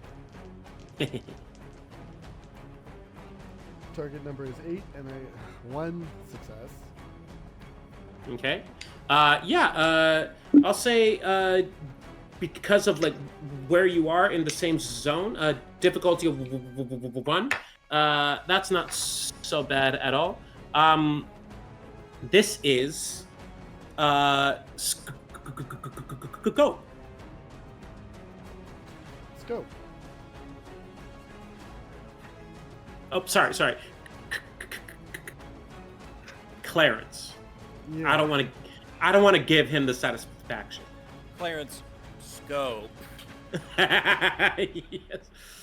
Yeah. So you and Big Booma both are able to identify that it is scope on the rooftop.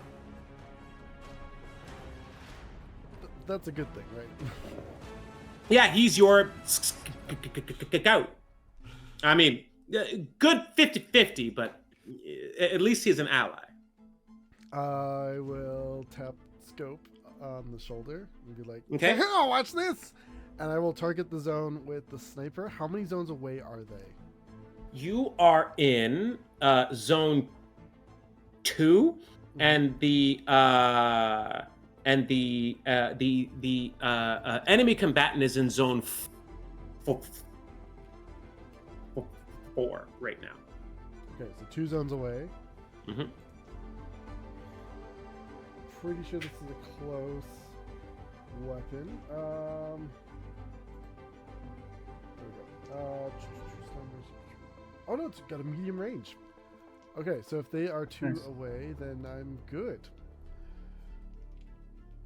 Okay, Oh, yeah. they're in long rather. So I'm plus 1. two zones away. Is Because closest same in zone, medium range, is yeah. fine. and your gun is well, what? Medium. Or sorry. Yeah, then yeah, you're good. Cool. I target the whole zone.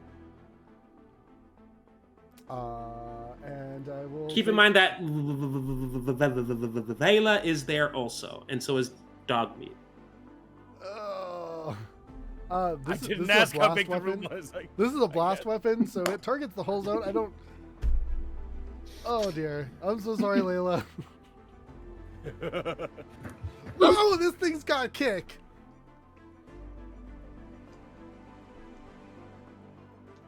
Okay.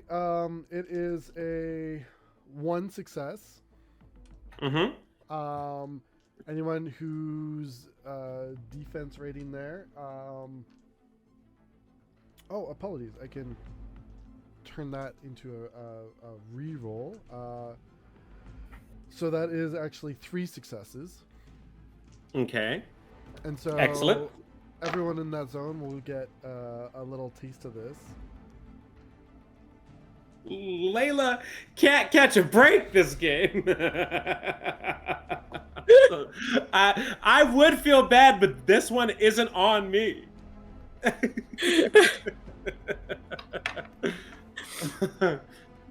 It'll deal 6 points of radiation damage and stun folks in that zone. Okay. So. Oh. What's your defense, Layla? 1. So is the targets, though. They are stunned also.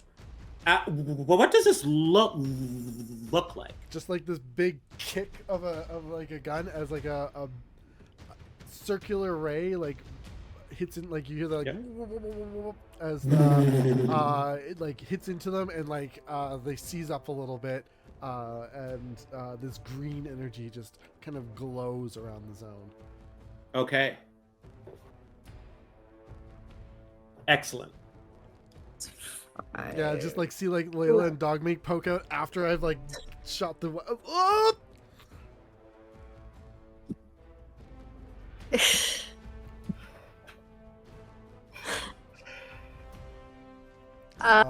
That's all I got.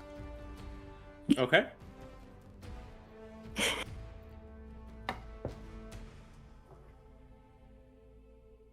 Up next, then, is the shadowy figure as they seize up from the hit. First, taking the hit in the head and kind of aiming down towards your friends, and taking that hit from you, that big blast, and they seize up and take a look around. Trying to remember how to get rid of the stun effect. It's just one round. You are stunned, so you don't get your. I don't think you get your minor or your major action. So you just have to spend AP for this turn if there's anything you want to do. Right. Okay. Excellent. Well, that is a thing. I love this team learning for this game where everybody knows, a couple rules. Yeah. If we stick at it, we'll be old hat at this game in a heartbeat. Okay. So they like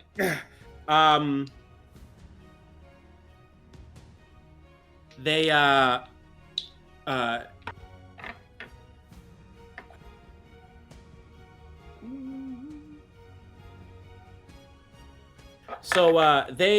start like they shake it off as best they can, but they stagger a bit and then start to like trip and fall off of the roof, off of the edge of the roof. And as they fall, you see a hand reach out and catch the edge just in time as they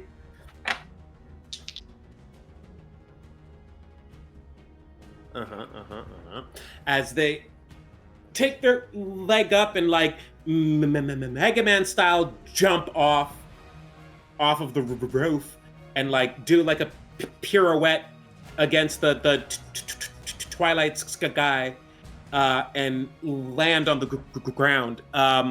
It looks really cool, but you can tell that it hurt as they land.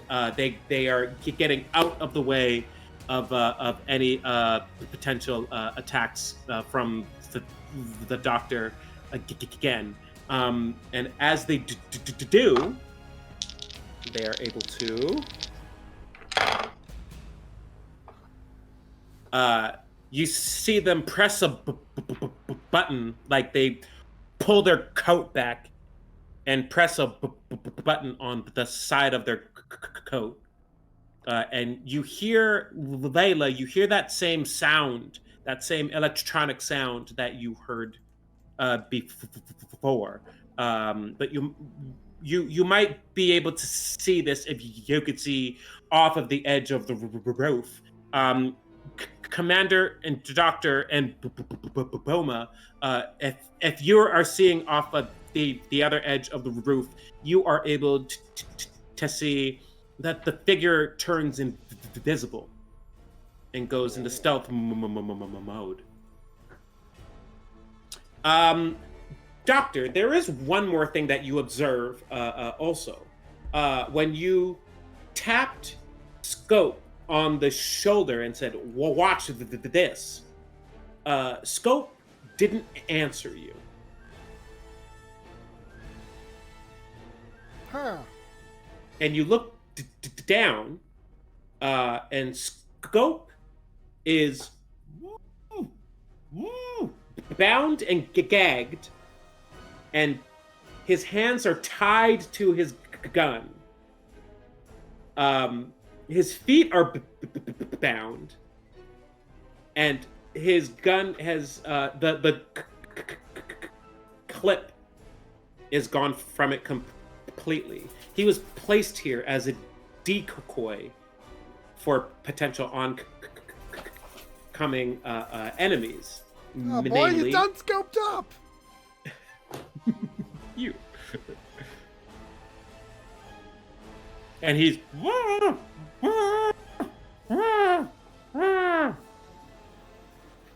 he rolled bad. I don't carry that type of ammo.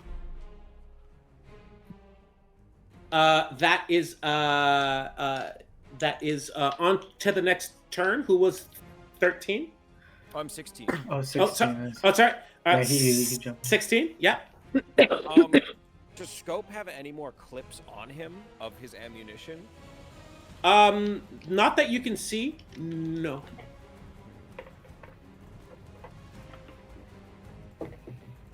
Okay. Booma's gonna pull out the pipe bolt action, remembering roughly where the invisible man is, and is just gonna shoot. And I would like to use luck as my my stat if I could. You sure can. Let's see how the particulars of the stealth boy take place here. As I recall.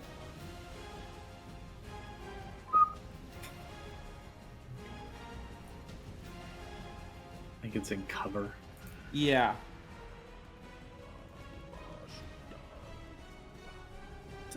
Good thing I had my handy follow the role-playing game book handy. I could definitely go for a physical one. It's really nice. Sorry, I just need some light to see it here. Yeah. Let's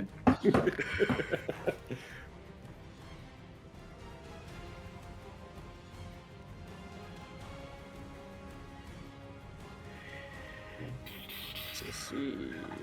I really should. Don't forget to look for cars. Yeah. One. There is a car on one side of the road and a car on the other. So I'll say a car in zone 3 and a car in zone 4.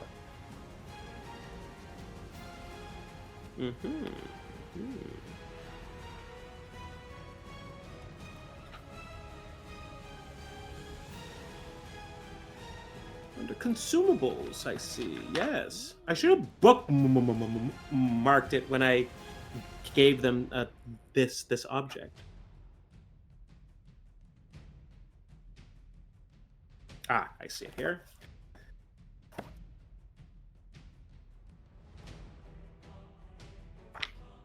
Cha-cha-cha. Okay, sorry. What are you up to here? You're using your luck to make an attack here. Yeah, Booma's just gonna guess roughly where he might have been, pull out the pipe bolt action, and let her fly. Okay. You made it sound so cool. All right.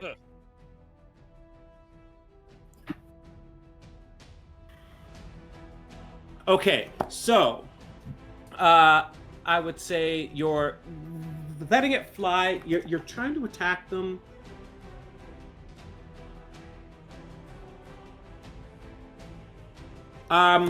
Their defense goes up by 2 when they're in stealth mode, so it's a +3 to hit them. Okay.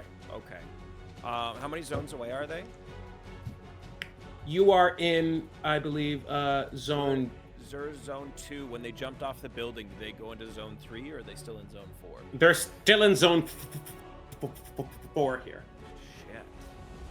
So that's 4 successes to hit, I believe, with the pipe bolt.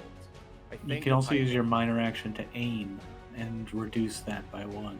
Oh, brilliant! I will aim with my minor action, and yeah, I'll let it fly. I'll shoot.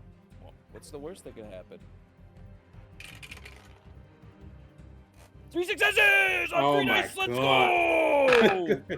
Next, Wait, if I had a hat, I'd throw it down on the ground like someone who just lost everything on the horses.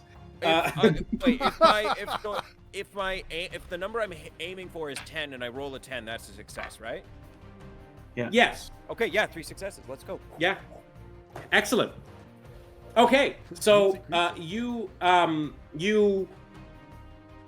kind of like just like do the like Zen sniper thing, which is very strange coming from a super mutant, but you just kind of ponder it.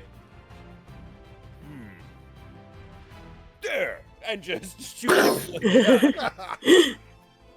And it's like it's definitely one of those like crit hit shots where it follows the piece of ammo, and then you see like a flicker of the stealth field around them, and it's gone again. Okay, so I rolled a 6, so that's a torso shot. I'm going to use a point of luck to add 3 damage die. Uh-huh. As you do. As you do. Okay. 1, 2, and this is piercing 1 also. So 1, Okay. 2, 3, 4, 5. 5 damage. Okay. Critical. Critical! We forgot about criticals. Oh yeah, injuries and stuff. Right, so it leaves an injury also, right? On their torso? Yeah. Yep.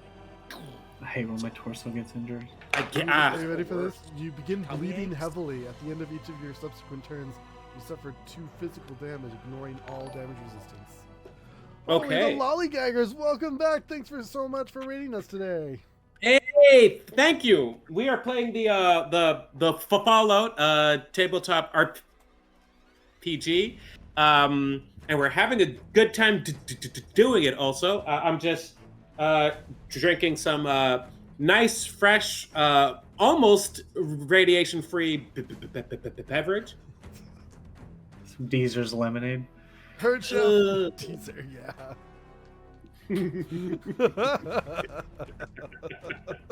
Amazing.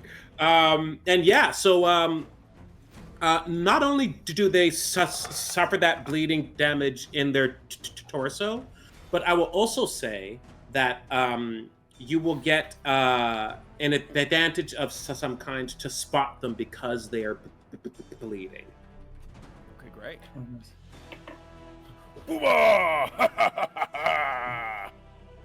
Who's next? That's Commander Purdy. So I got a general idea of where they are, if not exactly. Yeah, it'll be a plus. Instead of the +2 from their stealth void, they get a +1 instead because they're bleeding also. So it's +2 to hit total. I will cock back the gun and just point it. I'd like to use my minor action to call out in an attempt to persuade them to stop. Just like, show yourself! Or catch the end of this thing you seem to recognize. Who are you? When I did see them, did they look like a Children of Adam? No.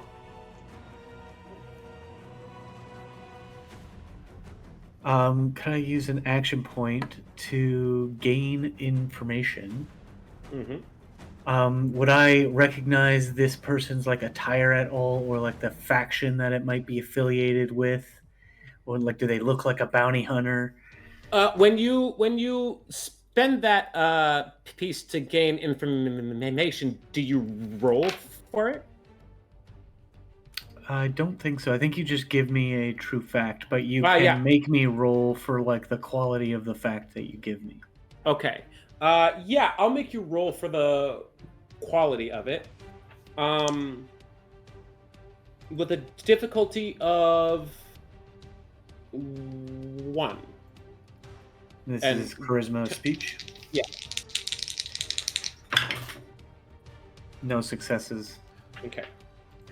Yeah, you just know what they aren't, but you don't know what they are. They don't look like any faction you've ever seen, but you don't know quite what they are. Okay, I will ready an action to shoot at that general area, especially if I can see like a vehicle or something that Mhm. might blow up if I shoot it with this You do. powerful gun. So I Yeah, will you do. ready my action to shoot the car if this guy decides to act a fool. Okay. That is my action turn. Okay. Who is next? We have the two 12s. Yeah. Who would like to And go? Doc also has 12, but they used their. Oh yes, that's right. That's right. Yes. Okay. So, I don't know. We're stunned though. Both of like me and Dogmeat are both stunned. Yeah, from but that means that you can still spend action points to take your actions. We got two. We do have two. We have two. Yeah. So I could use all of our action points to do a major action. But I don't. What I'm going to do actually, because I'm a little bit worried about Dogmeat and I have a dose of Radaway, so I can use one action point to administer the Radaway to Dogmeat. Okay. So now he has no radiation damage. Excellent. Taking care of Dogmeat every day. It's like a whole different like level of difficulty in the game.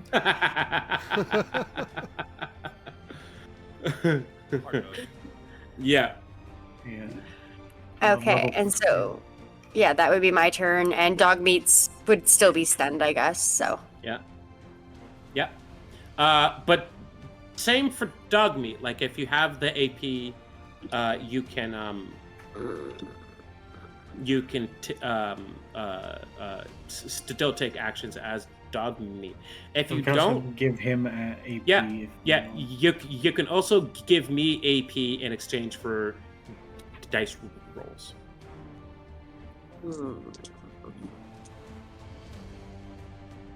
And I'll say it'll stack in the same way that like buying dice does. So like if you want like 1d20, you give me 1 AP. If you want 2d20, you give me 3 AP kind of thing. Well, we only have 1 AP left, so I'm not going to use that for Dogmeat. I will save that for... You sure? You sure you don't wanna? I think no so. AP. No, this is great. No, yeah, exactly. You used it all to jump off the roof. I didn't use all of it. I used a lot of it, but I didn't use all of it. Yeah, no. I think Dogmeat will just hold his action and just rest for a moment. Okay. And that puts us back at the top. Who was the highest again? I think it was 16, but I think Buddy was. Yeah. Okay. So you see trickle of blood, and it's from there that the AP field goes away, and the stealth field goes away, and you see a much more injured figure. You didn't roll very well on your check, Commander. You weren't much of a pulp rag guy, huh? I read the math magazines. Like the Tesla Times and stuff. Yeah. Robotics now or whatever that one. Yeah. Anyone else can make a... I'm not sure what kind of roll you would make for this. Let me see here, actually.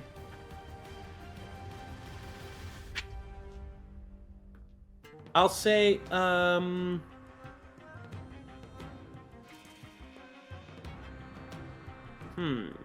say, like a weird concoction of perception and speech. Booma try. I will try to. Ah, 2 successes. Target numbers. Also 2 successes? What is happening? 0 successes. Okay. So, Booma and Doc, you both have come across faded and irradiated copies, and even some relatively intact ones, of hubris comics. They contain a multitude of classic pulp era superheroes, including Groknak the Barbarian and the Mistress of Mystery, and this one, the Silver Shroud, a vigilante-like hero who wears a long, dark trench coat with a silver scarf, a black hat with a silver band on it, armed with a drum barrel submachine gun. With your successes, I'll say you recognize that this person is dressed up like that, but it's wrong. The black coat is silver. The black hat is silver. The scarf is dark. The band on the hat is dark. And instead of submachine gun, they're wielding 2 pistols with extended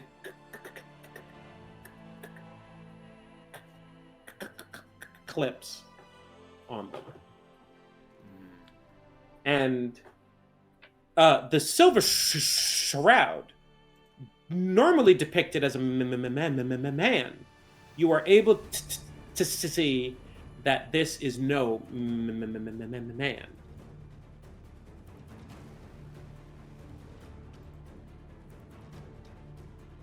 And she says, "Who are you? Where did you get that gun?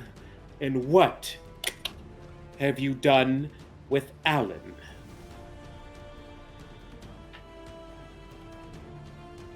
We're looking for Alain. The children of Adam took him, and our scout was given follow. Your scout? You mean that pesky ne'er-do-well that I showed mercy to up there?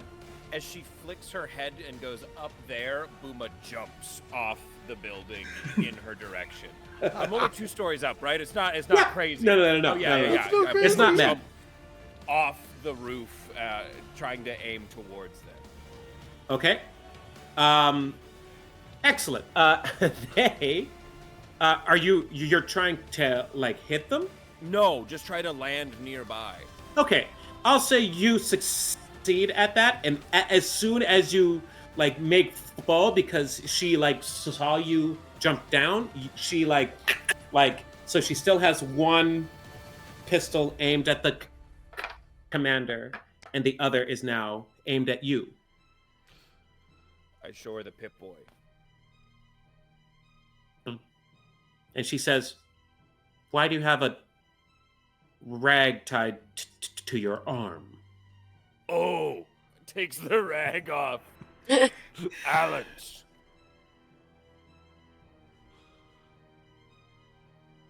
You're friends with Alain? Yes. For the most part, yeah, we're part of Rockham. Ah. Project Rockham.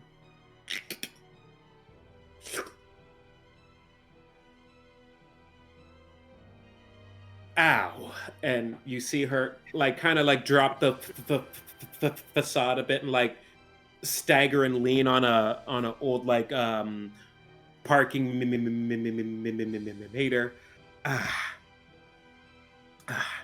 She reaches into her coat and pulls out a stim pack and just plunges it into her leg. And you see the wound in her hip just start to rapidly heal. Sorry. Thought you were mean. I still can be. Does she have a Pip-Boy on? She does. She has what looks like an earlier generation Pip-Boy on her arm, and it's been painted black. But yes, she does. I'll just kind of look around at all my friends. Like, he's certainly not the most charismatic, but I do got a gun on this person. So I will kind of look into my party and just kind of... You're going to answer all our questions, right? Like, why would you draw your guns on us? Why were you waiting for us? The signal on the Pip-Boy is only meant to be used in case of emergencies for retired members of our cause. Ooh. What cause? Not until you answer me. You're friends of his. You said that children of Adam took him. What did they look like? And I just point to the commander. One looked like him. With a much brighter complexion. A glowing one, exactly. Right. I've never seen one either. One that had their wits about him enough to be called the Inquisitor. The Inquisitor is a glowing one. And a man.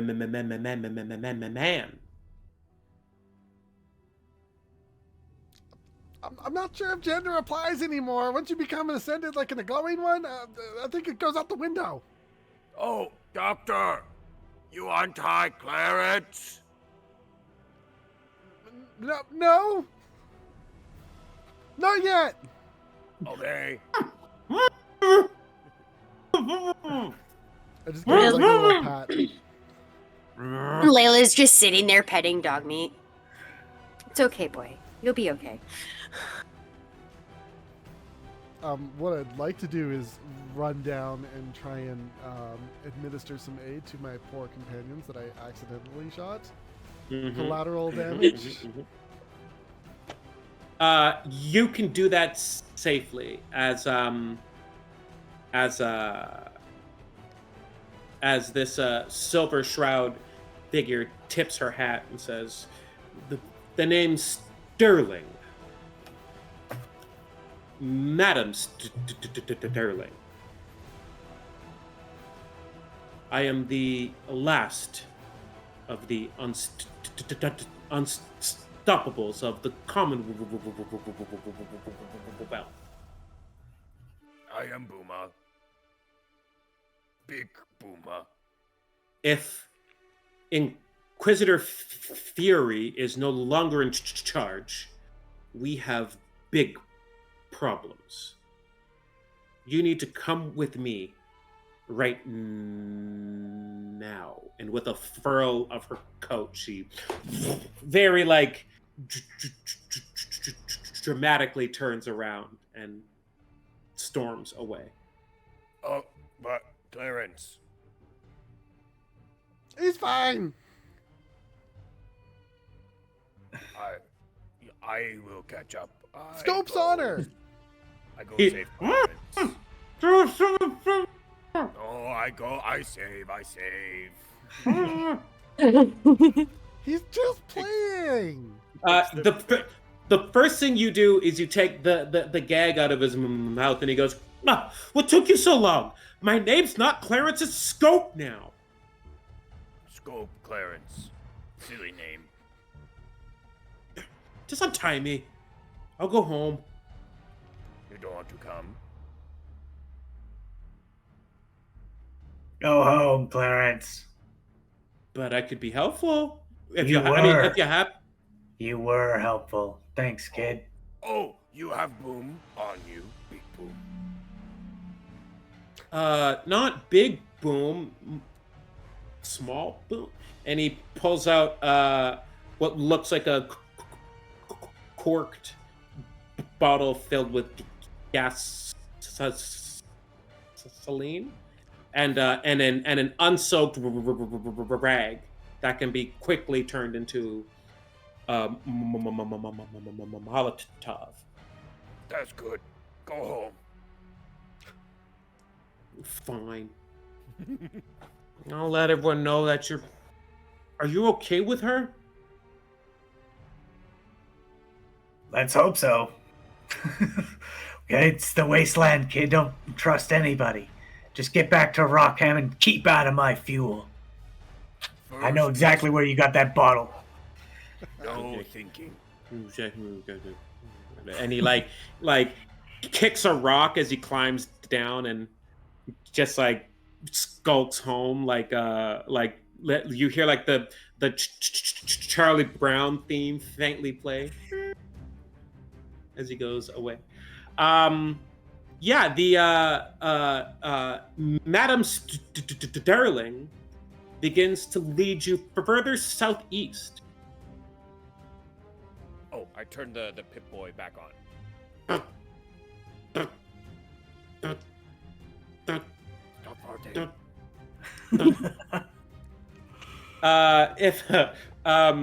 If you turn it on and she hears it, she says, "I was answering the SOS call." You see that under the brim of her hat, she's wearing a pair of like silver lined goggles, and she seems to have taken like dark like engine grease and put it around her eyes to create the illusion of a shadow or shroud kind of over her eyes underneath the goggles that she has on.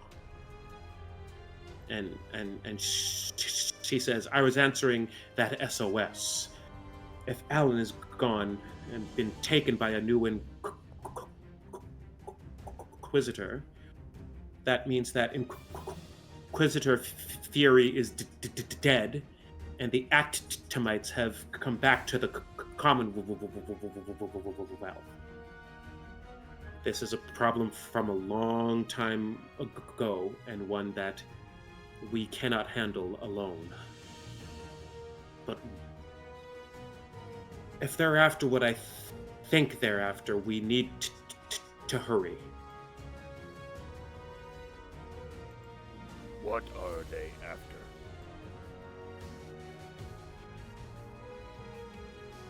A device, or at least plans for a device that I forget exactly how it works, but it extracts radiation from an object and harnesses it as pure energy.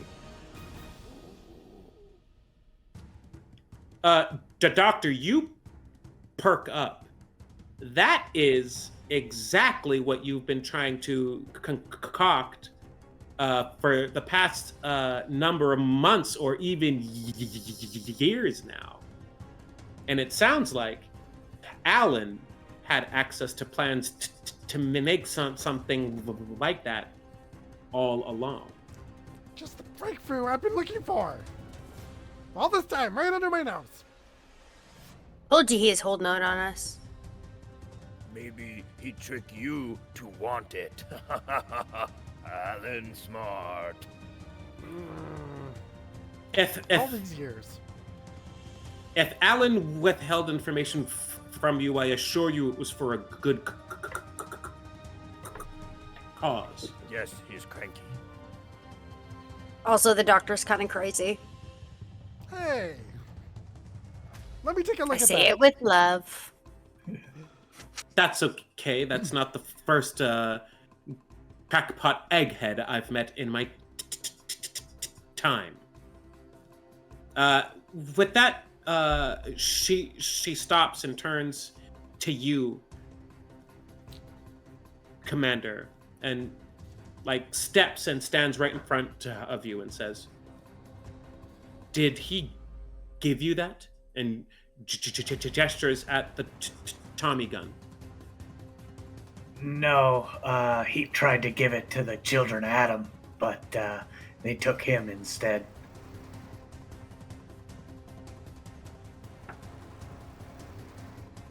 She holds her hands out. Us, the wasteland.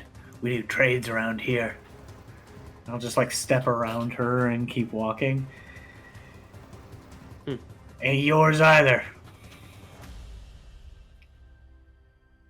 It's more mine than yours, you wastelander. Yeah, I've never even heard of the Silver Shrouds.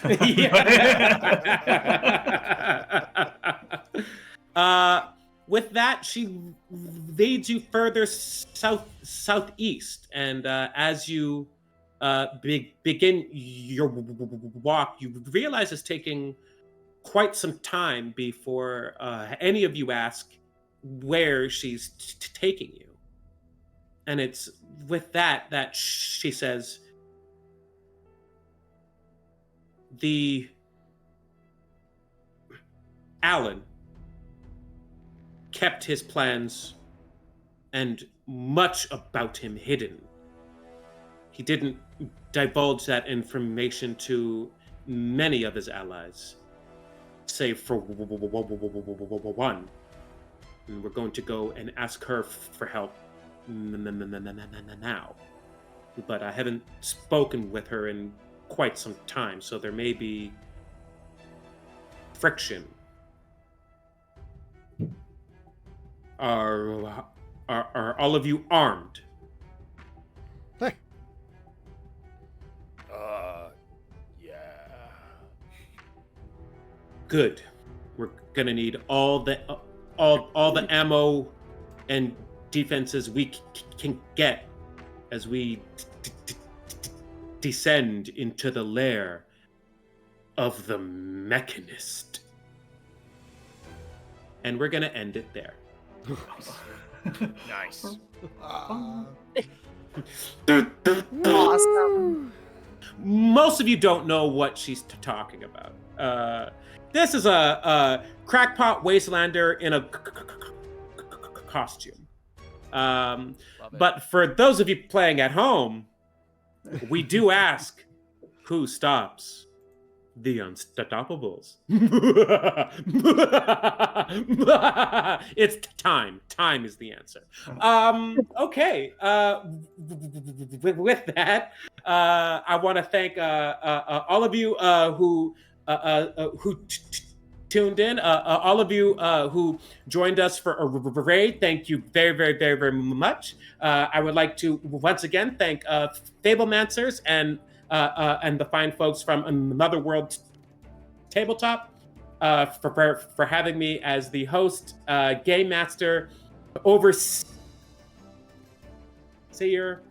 for this multi-layered adventure that we are embarking on. I said it would be 3 episodes, and so far we are still on track for that to be true. And I hope that doesn't have to change. But in the meantime, I will have everyone say who they are and other things they're working on and where the fine folks at home can find them. Starting with Chef. Heyo, I'm Chef Sam. I've been sick today, so thank you so much for putting up with my coughing. Ladies, lovely people, always a pleasure to play with you all.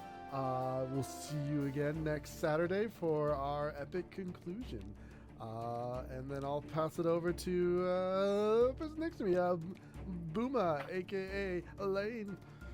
Oh, hi, I'm Lane, also Randolph the Grey here on Twitch. You can find me over on that channel most Sunday mornings. Not this Sunday morning, I've got some personal stuff to deal with, but most Sunday mornings you can find me there. You can find me kind of all over the internet, interspersed amongst a bunch of channels, but guaranteed you can catch me on Another World on Wednesdays for our regular campaigns and a bunch of other days over on Another World as well. Yeah, that's me. Let's send it up. Bucket. Hi, I am Bucket. Eventually, you can catch me on my own channel on Twitch at Bucket the Goblin. But for now, you can catch me Mondays playing VTM on Another World. And then we'll go to Tim. Tim, He's over I've here. been Commander Purdy, Diner Sorcerer online. You'll find me mostly here on Fabemancers. And look forward to seeing you all. Keep an eye out for the Curse of Strahd campaign that will return right after this Fallout programming. Back to you, Alain. Thank you very, very much. Once again, I've been Alain, your host and overseer. And with that, I will say war never changes, but sometimes our hearts do, especially if you pour your hearts into poorly drawn pulp morality tales made for children. Chef, who are we rating out to? We are rating out to our friends ADHD Adventures. Amazing. Please stick around and stay tuned for that. Thank you very, very much. Ciao.